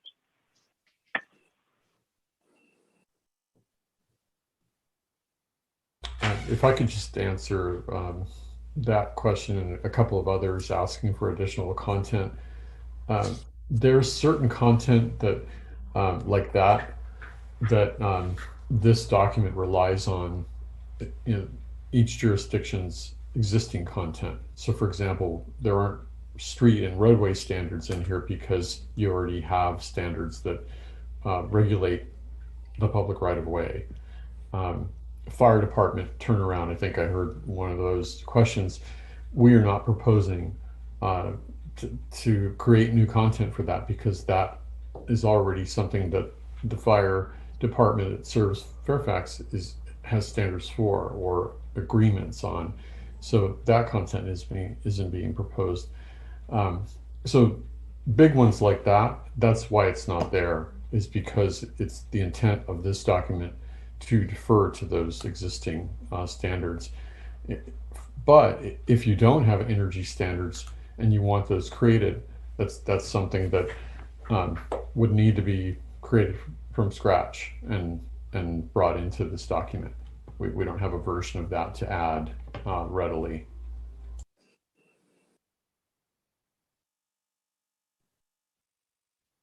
Are Okay. any of the other local, I'm sorry, I just thought I'd ask a follow-up question. Are any of our other local jurisdictions asking for environmental standards? No, no, they usually already have their own. Well, no one's asked for that yet, and some towns have some more than others, but nobody's asked for it to be in this document. Yeah, I would also say that California's current construction codes, for example, energy requirements, if it's a new structure, you barely have to heat the things anymore. I mean, it's very, very detailed and impressively energy efficient. Stormwater, again, Marin County Stormwater Pollution Protection Program, the net zero basic rule of thumb, those are pretty well covered in other places. So as Tony said, this is form-based codes and other things which are important. I believe you could look at our current construction codes. Gray water, a lot of people talk about that, and it's getting more and more play.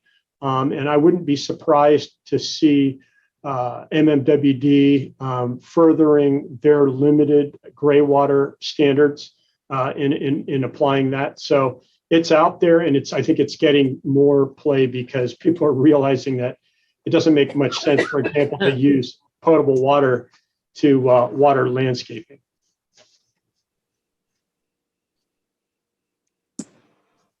Okay. Seeing no other commissioners' hands up, I do also have a couple of comments, which I'll throw in here. In terms of housing on the first floor in the downtown commercial areas, Ben, remind me, are we just talking about CH or are we talking about CC and CH for that question? Well, that's an excellent question. The CH is the only one that out and out prohibits it. I believe the CC, it's by use permit, which of course under today's state supersession means it's permitted.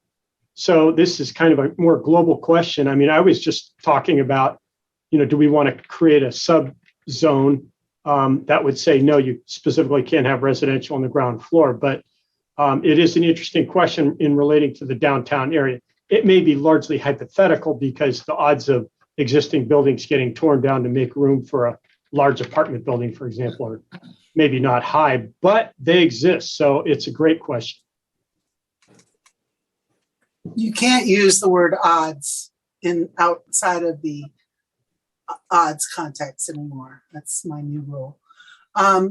So similarly, I really do think, like we're avoiding the use of the word lot because it has legal terminology. Again, I would like to limit the use of the term zone so that we are not confusing people with the idea that we're going to modify our existing zones with this project.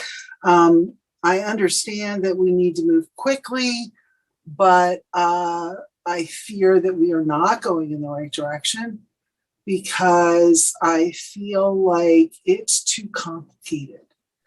I think Commissioner Fregoso mentioned this a little bit. I mean, if it's taking those of us who have devoted so much time, so much effort to understand how these different areas, these different toolkit zones overlay our existing zoning zones, I just can imagine how difficult it's going to be when the town council is trying to explain that to people who are actually paying attention at a town council meeting as opposed to whoever out there in the ether happens to be watching us outside this Zoom meeting. So I would prefer something that is more simple. And so I personally would prefer something that looks at size of lot, slope of lot, turnaround, road availability, and that sets these toolkit standards based on some of those factors, as well as whether or not it's 2 residents on the site, or 3 residences on the site, or 4 or more residences on the site. And if we're going to split it out so that there's a different standard for PDD than there is for CC, I would rather the standard apply to that entire zone rather than break the zones up into even smaller segments.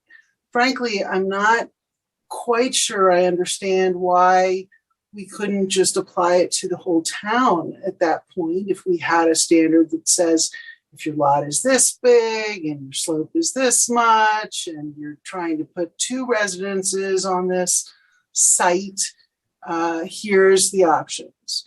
Or if, it's this slope and this size and this zone, here are the options. And, for 3 residences on the site.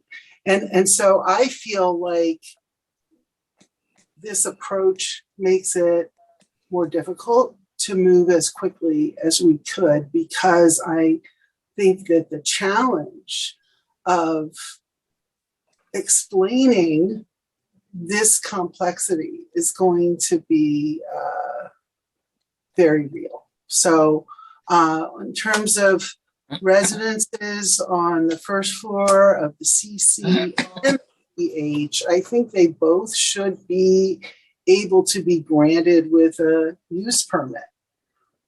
I don't understand why we can't because, so explain that to me, Ben. You're shaking your head.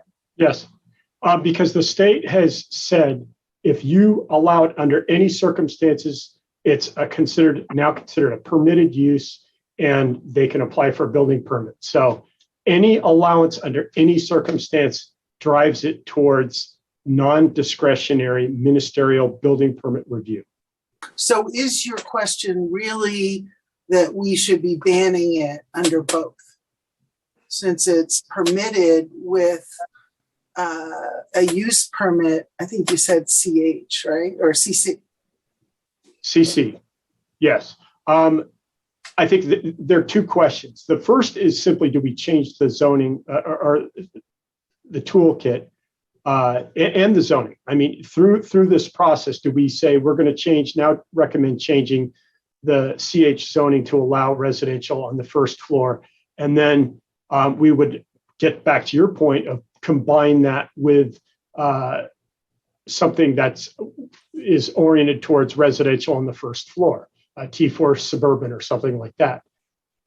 So, I guess it's a 2-part question. Is number one, what I'm hearing from several commissioners is no, especially if it results in larger, bulky buildings, but really just as a general design and mix of use concept, we think that commercial on those main streets is important. So I guess with the understanding that our current CC zone permits residential on the first floor, I'd have to think about where that occurs. We certainly have that one hotel, but that's stepped back from the street. Other than that, I'm not familiar. There's lots of it on the second floor. What about the house across the street from Town Hall that was commercial and then went back to residential, but it didn't move? The house is still across the street from Town Hall, right? Yes, right. So the CC, I would say, is a different question than the CH. The CH is where I was really, because we're talking about an option that would be a subzone and say, no, you can't do residential on the first floor. Okay, and I guess one of my concerns, is that we not be tying, we have a limited pool of sites to deal with when we get to the housing element. And so, I hear commissioners, and I hear your concern about allowing the residential on the first floor.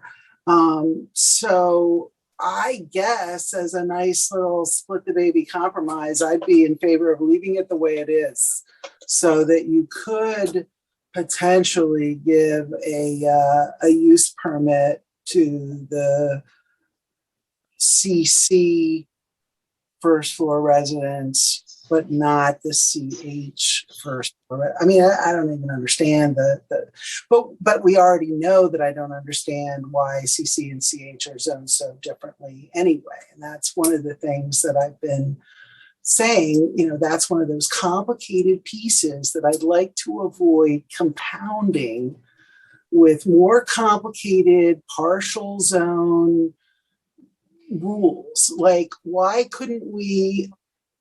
So, all right, Commissioner Jansen, you look like you want to weigh in with your hand up there. Go ahead. Yeah, I don't know the full history, but I have a zoning map here that lists everything as CC. So there was a point in time when the city considered doing that, but then it got reverted back, and it's a mystery to me as well. And as I said, I don't know the full history, but what happened? You don't want to know. Probably not. Don't ask any more questions. No, it looks very logical. You have that T where all our downtown activity is, and that is all CC. It seems like a no-brainer to me, but. I'm sorry, Anyway, what is it that seems like a no-brainer that we would or would not allow housing on the first Explain floor? that a little bit more. In both, know that your both commercial zonings would be one commercial zone, and that you would not allow housing on the ground floor because that's why it's a commercial zone, and then that's it. But I'll catch up on the history. So we have, as an if you let me, Ben, we do have a general plan that actually says we kind of want to make these all the same. And this planning commission started down the road after the adoption of that general plan with the idea that we would seek to do that. And then we really rolled our sleeves up and we got into it and we started looking at what's going on. And there's a lot of uses around our town that would no longer be permitted if we did some of these things. And so that got a lot of the citizens to pay attention. And they started showing up to our planning commission meetings and basically telling us, do not make my car wash an unpermitted use that's going to require a use permit if, it ceases operating, gets a new owner, and that new owner comes in and wants to start a car wash there. So that was one of the problems with putting, and correct me if I'm telling this story incorrectly for those who were there along with me. No, that's right. As I understand it, time for your dog to bark also. And I think the piece of that was that the Planning Commission at the time was looking at each use for the zones, the CH and CC, and trying to determine whether they would be allowed or not allowed. A lot of them existing uses.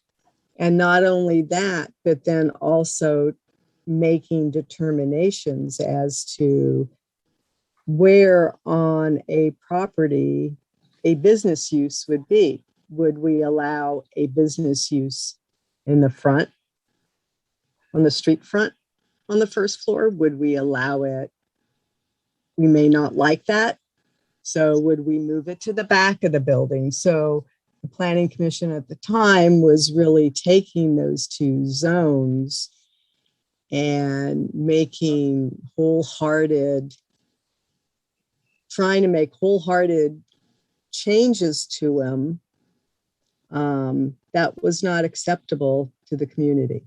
And a lot of the businesses that, as Mimi said, that they were looking at not permitting were businesses that our local community utilized and others in the area. So I've got all the packets on that if you ever want to read it. Yeah.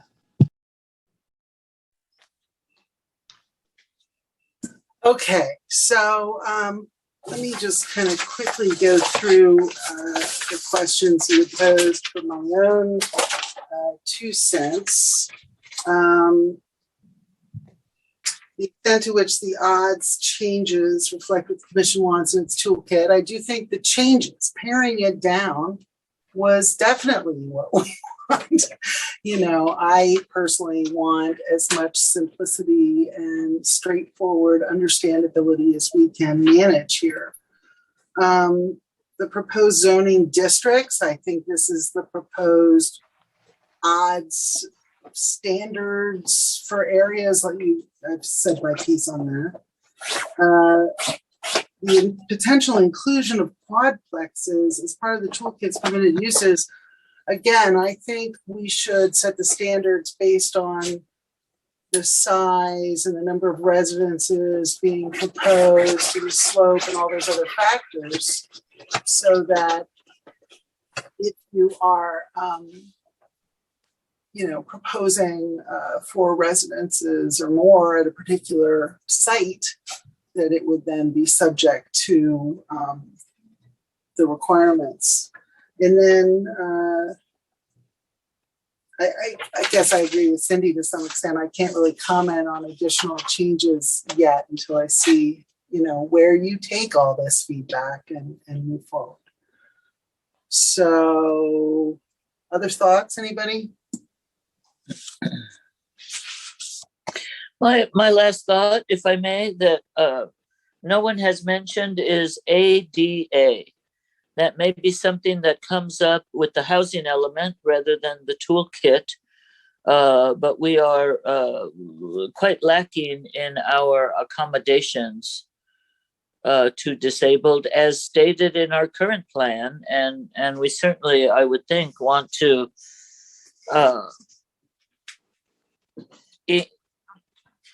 fine-tune our housing element priorities in terms of ADA, but I think that maybe the housing element is the place to leave it, because in terms of building, Title 24 covers ADA for buildings, but in terms of accommodations, that would be in our housing element programs and policies. But that's kind of off the mark. May I, through the chair, make Please. another comment? A number of us have mentioned involvement of the public. We have no attendees tonight. Maybe it's a little preliminary anyway for the public to come in and understand any of this. But at some point they are going to come into this, and then it darn well better be understandable by that time. This is the thing, and we could get such a pushback that we can't do anything. It is possible. And this is what happened to CCCH. That's what happened there. We could not do it. It was threatens of litigation, and you wouldn't believe. So what we need to do, I agree with Mimi, is get this as simple as we can so that the public doesn't start getting any strange ideas, about odds, or even odd ideas about these strange proceedings. So I would like to get it simplified. I think it would be a wonderful idea to at the next meeting that we are right there. Here's where we are. It's Fairfax's thing, and it's all Fairfax, and we're not looking at those zones that are not regarded. They're out of there, right? They're not just said, well, this is disregarded. It's out. It's not even visible. That's what I kind of would recommend here. If, because eventually the public is going to need to see this. And why nobody's here tonight is kind of strange to me. But because of that big crowd we did get, with the CC thing, and this is a similar aspect. So, I expect that's going to happen. It could happen all at once. September, we may meet and we may have 50 people in the audience ready to scream at us. So let's, I think everybody, we have to bear that in mind and, get this thing honed down so that it just looks like Fairfax, and explain it succinctly, like that's really a staff thing mostly. And the other, I had a question though, is what has the town council done with this yet, if anything? Nothing. Yeah, at some point, I'm working on how to do newsletters and try to bring them into the fold in that regard. So we're working on raising the awareness at the town council level. The one thing we recognize is that there is going to be a lot of changes between the basic general toolkit and what was finally adopted for Fairfax. So, this one lopped off a lot of pages and simplified certain things. And based on your commission's direction, obviously we need to explain what it is. One of the big challenges is that this is kind of getting into the architectural weeds, and I'm not sure there's any way to avoid it. It's professional to professional stuff, and I appreciate the commissioners that are taking the time and kind of wrapping their heads around it. I'll be the first to admit, as a professional planner, it took me a while to wrap my head around it. Now, I haven't dealt with a lot of form-based codes in my career, but it's one of those things where you have to assume that there's a level of detail and complexity involved, because you're handing this over to developer and saying, build it to this standard, and that's it. We can make it simple, but keep in mind that the less detail we have, the less detail you're going to see on those buildings. I think Commissioner Kelly alluded to that. So, it's the concerns about explaining it to people who aren't going to take more than 10 minutes to try to understand it. That's where conversations like, well, if you don't like this, let me show you a 5-story modular box. Okay, so you tell me, what would you prefer? And that's really almost maybe the way it's going to have to be explained, because to ask the public to go into something that was written by architects and designers for architects and designers at the level of detail that, in my opinion, is largely necessary, you're going to be fighting a losing battle. Whether that means politically it's going to be tough sledding, we'll see. I mean, it really depends on, I think, some of the opinion leaders, of which I recognize this group as very much the leaders. And I also acknowledge I need to do a much better job of publicity, and we will make that attempt to get more people involved. But and I'll probably be talking to Tony and the folks at Opticos and just saying, okay, let's maybe look at some of the other jurisdictions and see where they're running into headwinds and where they're gaining public acceptance. I don't think you're giving the public that much credit. Excuse me. It's just that we get our guidance from the public. If without it, we're kind of flailing a little bit. Excuse me, I want to jump in there first. I'm going to take my chair's privilege here. Ben, I want to be very clear. When I say that I think we need to make this simple, I am saying that in our application of the standards, we need to have some elegance and simplicity. I am not suggesting that we leave out the detail when we're looking at the specific standards that would apply. And I think that's an important difference. I also would very, very strongly recommend against the tactic of arguing to the Fairfax community that they can either take this the way staff proposes it, or be faced with a square multi-unit box. That is inappropriate in my mind, especially at this stage. Even though I know we want to move carefully, I just don't think that it's either this or that is the appropriate way to put this. So I know a number of other commissioners had their hands up, so I'll go to Commissioner Swift and then Commissioner Green and then anyone else who puts their hand up. And I was just going to say that I don't think you give the community enough credit in what you just said. I think the community is going to be concerned about how it applies to their neighborhood, what it applies to, things in the toolkit, such as nonconformity, if we're looking at zones or we're looking at those groupings on the map, then if I want to put a fence in, does it have to be 3 feet tall or 4 feet tall? Does it go, what's the site improvement? How does this impact my neighborhood? I think the community can get the design standards to a degree. But I think it's the overall application of something like this in the community. What are we applying it to? How are we applying it? So properly done and properly communicated, that's the thing we need to do. The community, they'll get it. They may not agree on parts, but they'll understand. So I don't think you give them enough credit just because in past instances, they may not have agreed with what has been proposed for the community. Thank you. Commissioner Green?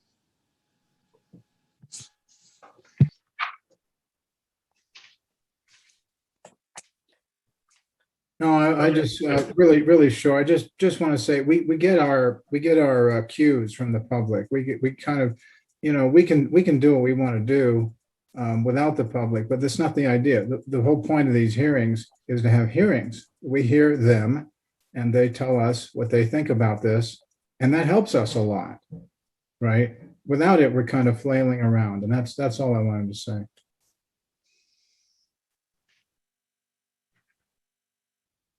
Okay, and then the other question I had heard earlier that I don't think we answered, and so Ben, this is for you. Do we need another commissioner? Are we able to add another commissioner to that subcommittee? We cannot.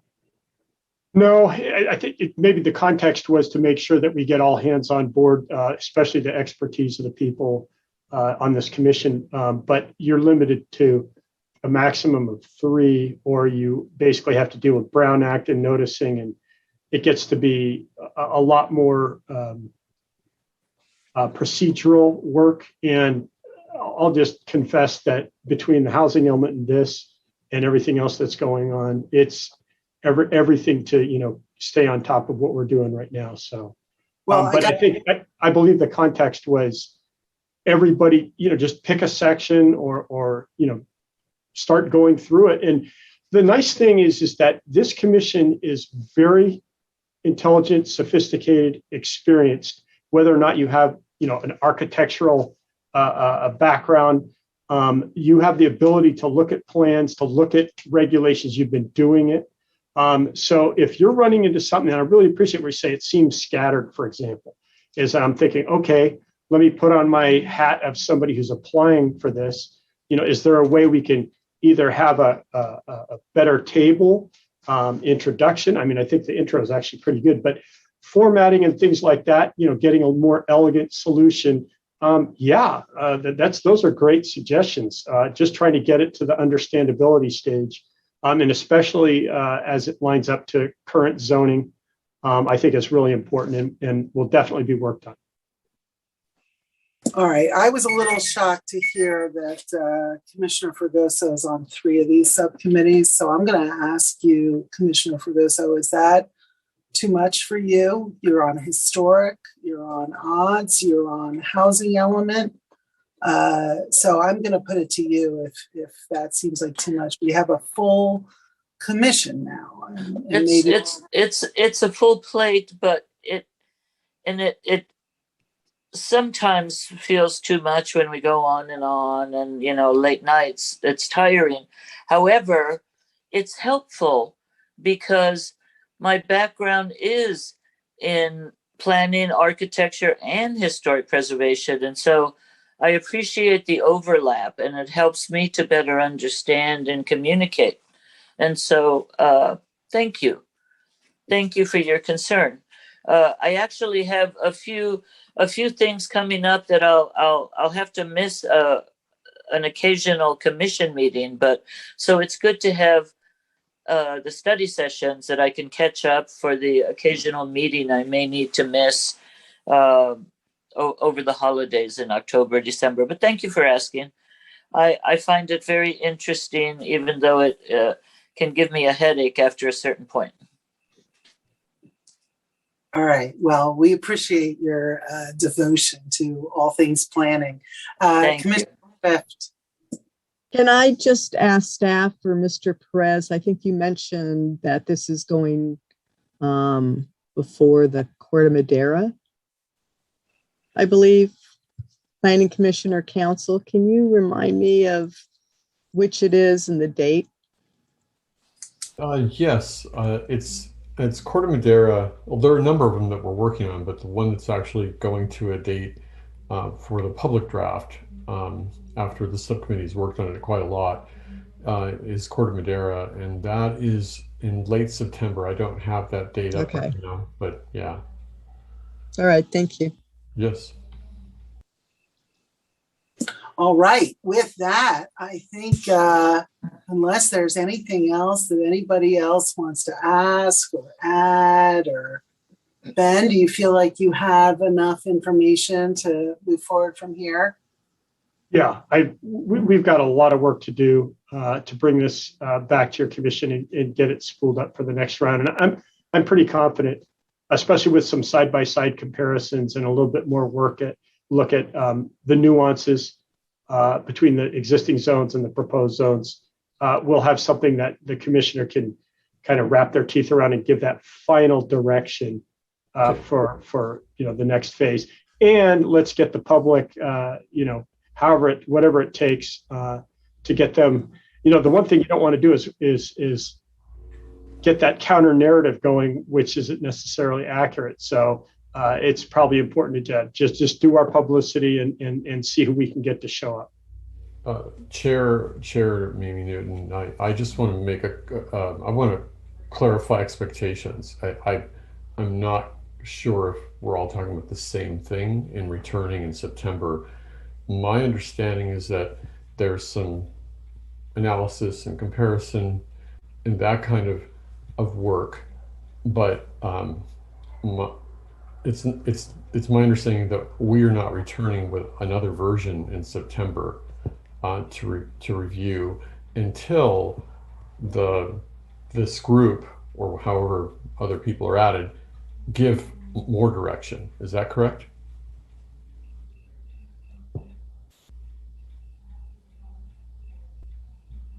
Ben? Well, we certainly need to get a line between what exactly the zones we are proposing. And I think, so those little tweaks, whether it's the T3 or T4, those kind of things, it's a minor adjustment. I think a lot of the work, Tony, is going to be comparing what's proposed versus the zoning, and that's probably going to end up being town staff. But that's what I mean. That's analysis, and that's not modifying this document. What I'm asking is this group expecting a modified document in September? And my understanding was no, because I understood this group wanted to pour into it, really review it, have more information along with this analysis that Ben is talking about. And then in September, with this July 22nd version and everybody's notes, then that direction would be provided to me to create the next version. Is that correct? I mean, I believe so. I think that Ed is probably need to get Ed to eyeball some of the proposed styles and see how that might be morphed into a little bit more Fairfaxian version. And if Commissioner Kelly or any of the other design professionals want to take a look at things and say, okay, this is really more of a fit for Fairfax. I mean, at some point you just have to leave off and say, yeah, there's a style out there that if we had another $15,000, we could get a very custom style for Fairfax. But we got a lot more out of this for our money by doing it collaboratively and accepting the limitations that we see. So, but Ben, to Mr. Perez's question, I think there, from my perspective, just looking at what the amount that I've looked at in the toolkit, I think there are changes that need to be made. You seem to be minimizing a little bit of that. And I would agree with him that we need to come back. A lot of commissioners have just looked at this for the first time, and a lot of commissioners have said they need to have another month or whatever to do a total review before we come back and have some good quality suggestions for the toolkit. Okay, well, I look forward to any commissioner comments that they provide between now and then. I know some people are very diligent in that regard, so I'll look forward to walking through that. And just a suggestion, I know every town is different, but the towns that are working on this, Corte Madera again is probably the most organized or consistent in their review. You know, sometimes people drop in, drop out, but Corte Madera has the most consistent review so far, and they have a committee of architects, a developer, I think, at least one developer, a few architects, real estate, community member, different membership on that subcommittee, and they have staff has reviewed the toolkit in a couple of versions, and then reviewed those versions with that subcommittee. And so instead of hearings, they're working meetings where they're talking to each other, or the design professionals are telling the planning commissioner on that subcommittee, hey, here are my comments on this chapter, and then they have that content and then go have a hearing. And at that hearing, then they disclose that communication and reaction to the public, and then the public has that to use in providing their comments or asking more questions. So it's another level to what you're doing, but it's really been effective. So Okay, Ed, did you want to add something? Yeah, I just wanted to, I guess, control or sort of talk about expectations for the degree of overlap between the historic resource survey and stylistically affecting the odds toolkit. And one thing is, you know, my understanding is that there, even if there is, even though the survey in a preliminary stage is showing that there's a prevalence of like called early 20th century styles, Art Deco and streamlined modern in Fairfax, there just isn't the budget right now to add an additional style. As Commissioner Jansen was saying earlier, you know, maybe it's really the getting this on the books and protecting Fairfax from SB 35 projects and having some control is maybe more of a goal now, because the historic resource survey is really going to be more useful when CEQA is not being circumvented by SB 35. That's when it's going to be most useful. And you know, as you know, I think Commissioner Kelly's questions about the about these other environmental, you know, historic preservation being an environmental, you know, a human environment issue, it falls into the category to the greatest extent in that regard, that it really is additional. It won't be part of the toolkit specifically. A lot of the preservation options that come out of this, it may be more influential with the housing element, in fact. Thank you. Commissioner Kelly. Yes, I just want a better point of order in understanding how I can make comments. How do we all work together to coalesce what could be differing opinions on much of this document, which is a huge document? How do we move forward to do that? You're welcome to provide questions and comments to me. I'll have to be very careful to not circulate that to any other commissioners, but it certainly will be useful in getting your input. Yeah, I think that's right. We're going to have to be pretty careful about collaboration in between publicly noticed meetings. That's why we have the subcommittee, and hopefully those of us who are not on the subcommittee will be able to devote our time over the next few weeks to really rolling up our sleeves and getting into these draft documents and providing Ben with any specific comments we have about the 298 pages that we've been provided, even keeping in mind, Cindy, that we don't necessarily have all the information. I think that we should provide as much specific feedback as we can. I think Commissioner Green's point about looking at what the orange tables, asking for jurisdictional input, for those things, that we could even begin to sort of give our 2 cents about some of those things as they pop up throughout the document. So, okay, Ben. Yeah, and I just want to say that we will square away the recommended odds districts. What do you think of that term, Chair Newton? Odds districts rather than odds zones. But we will get that a consistent recommendation in maps that match that, and I apologize for that.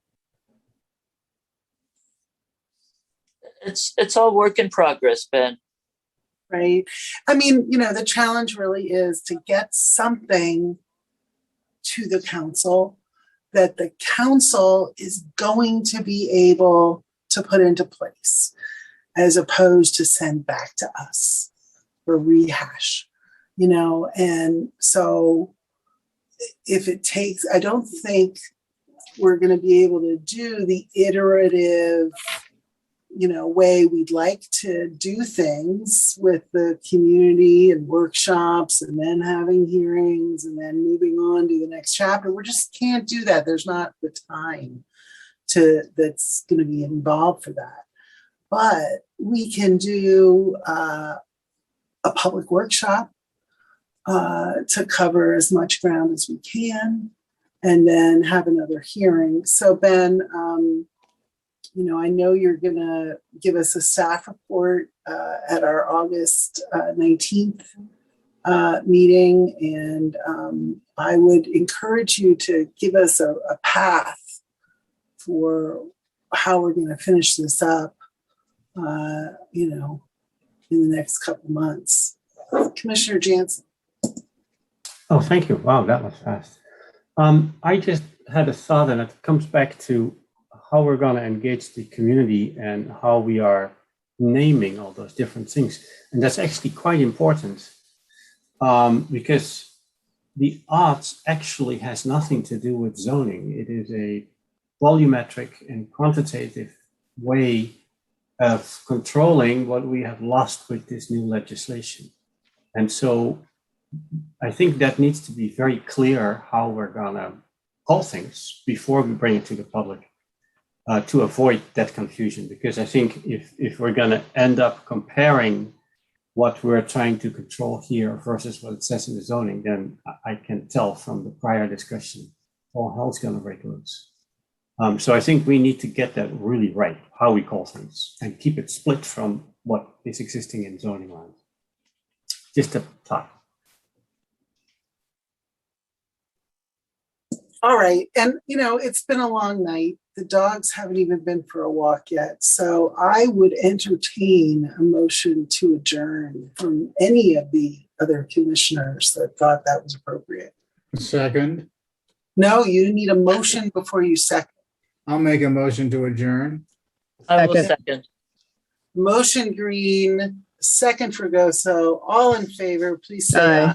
Aye. Aye. Anybody opposed? You want to just drag this on? Okay, hearing that unanimously, we are adjourning. Thank you, guys. Thank Good you. night, everybody. Aye. Thank you, Madam Chair.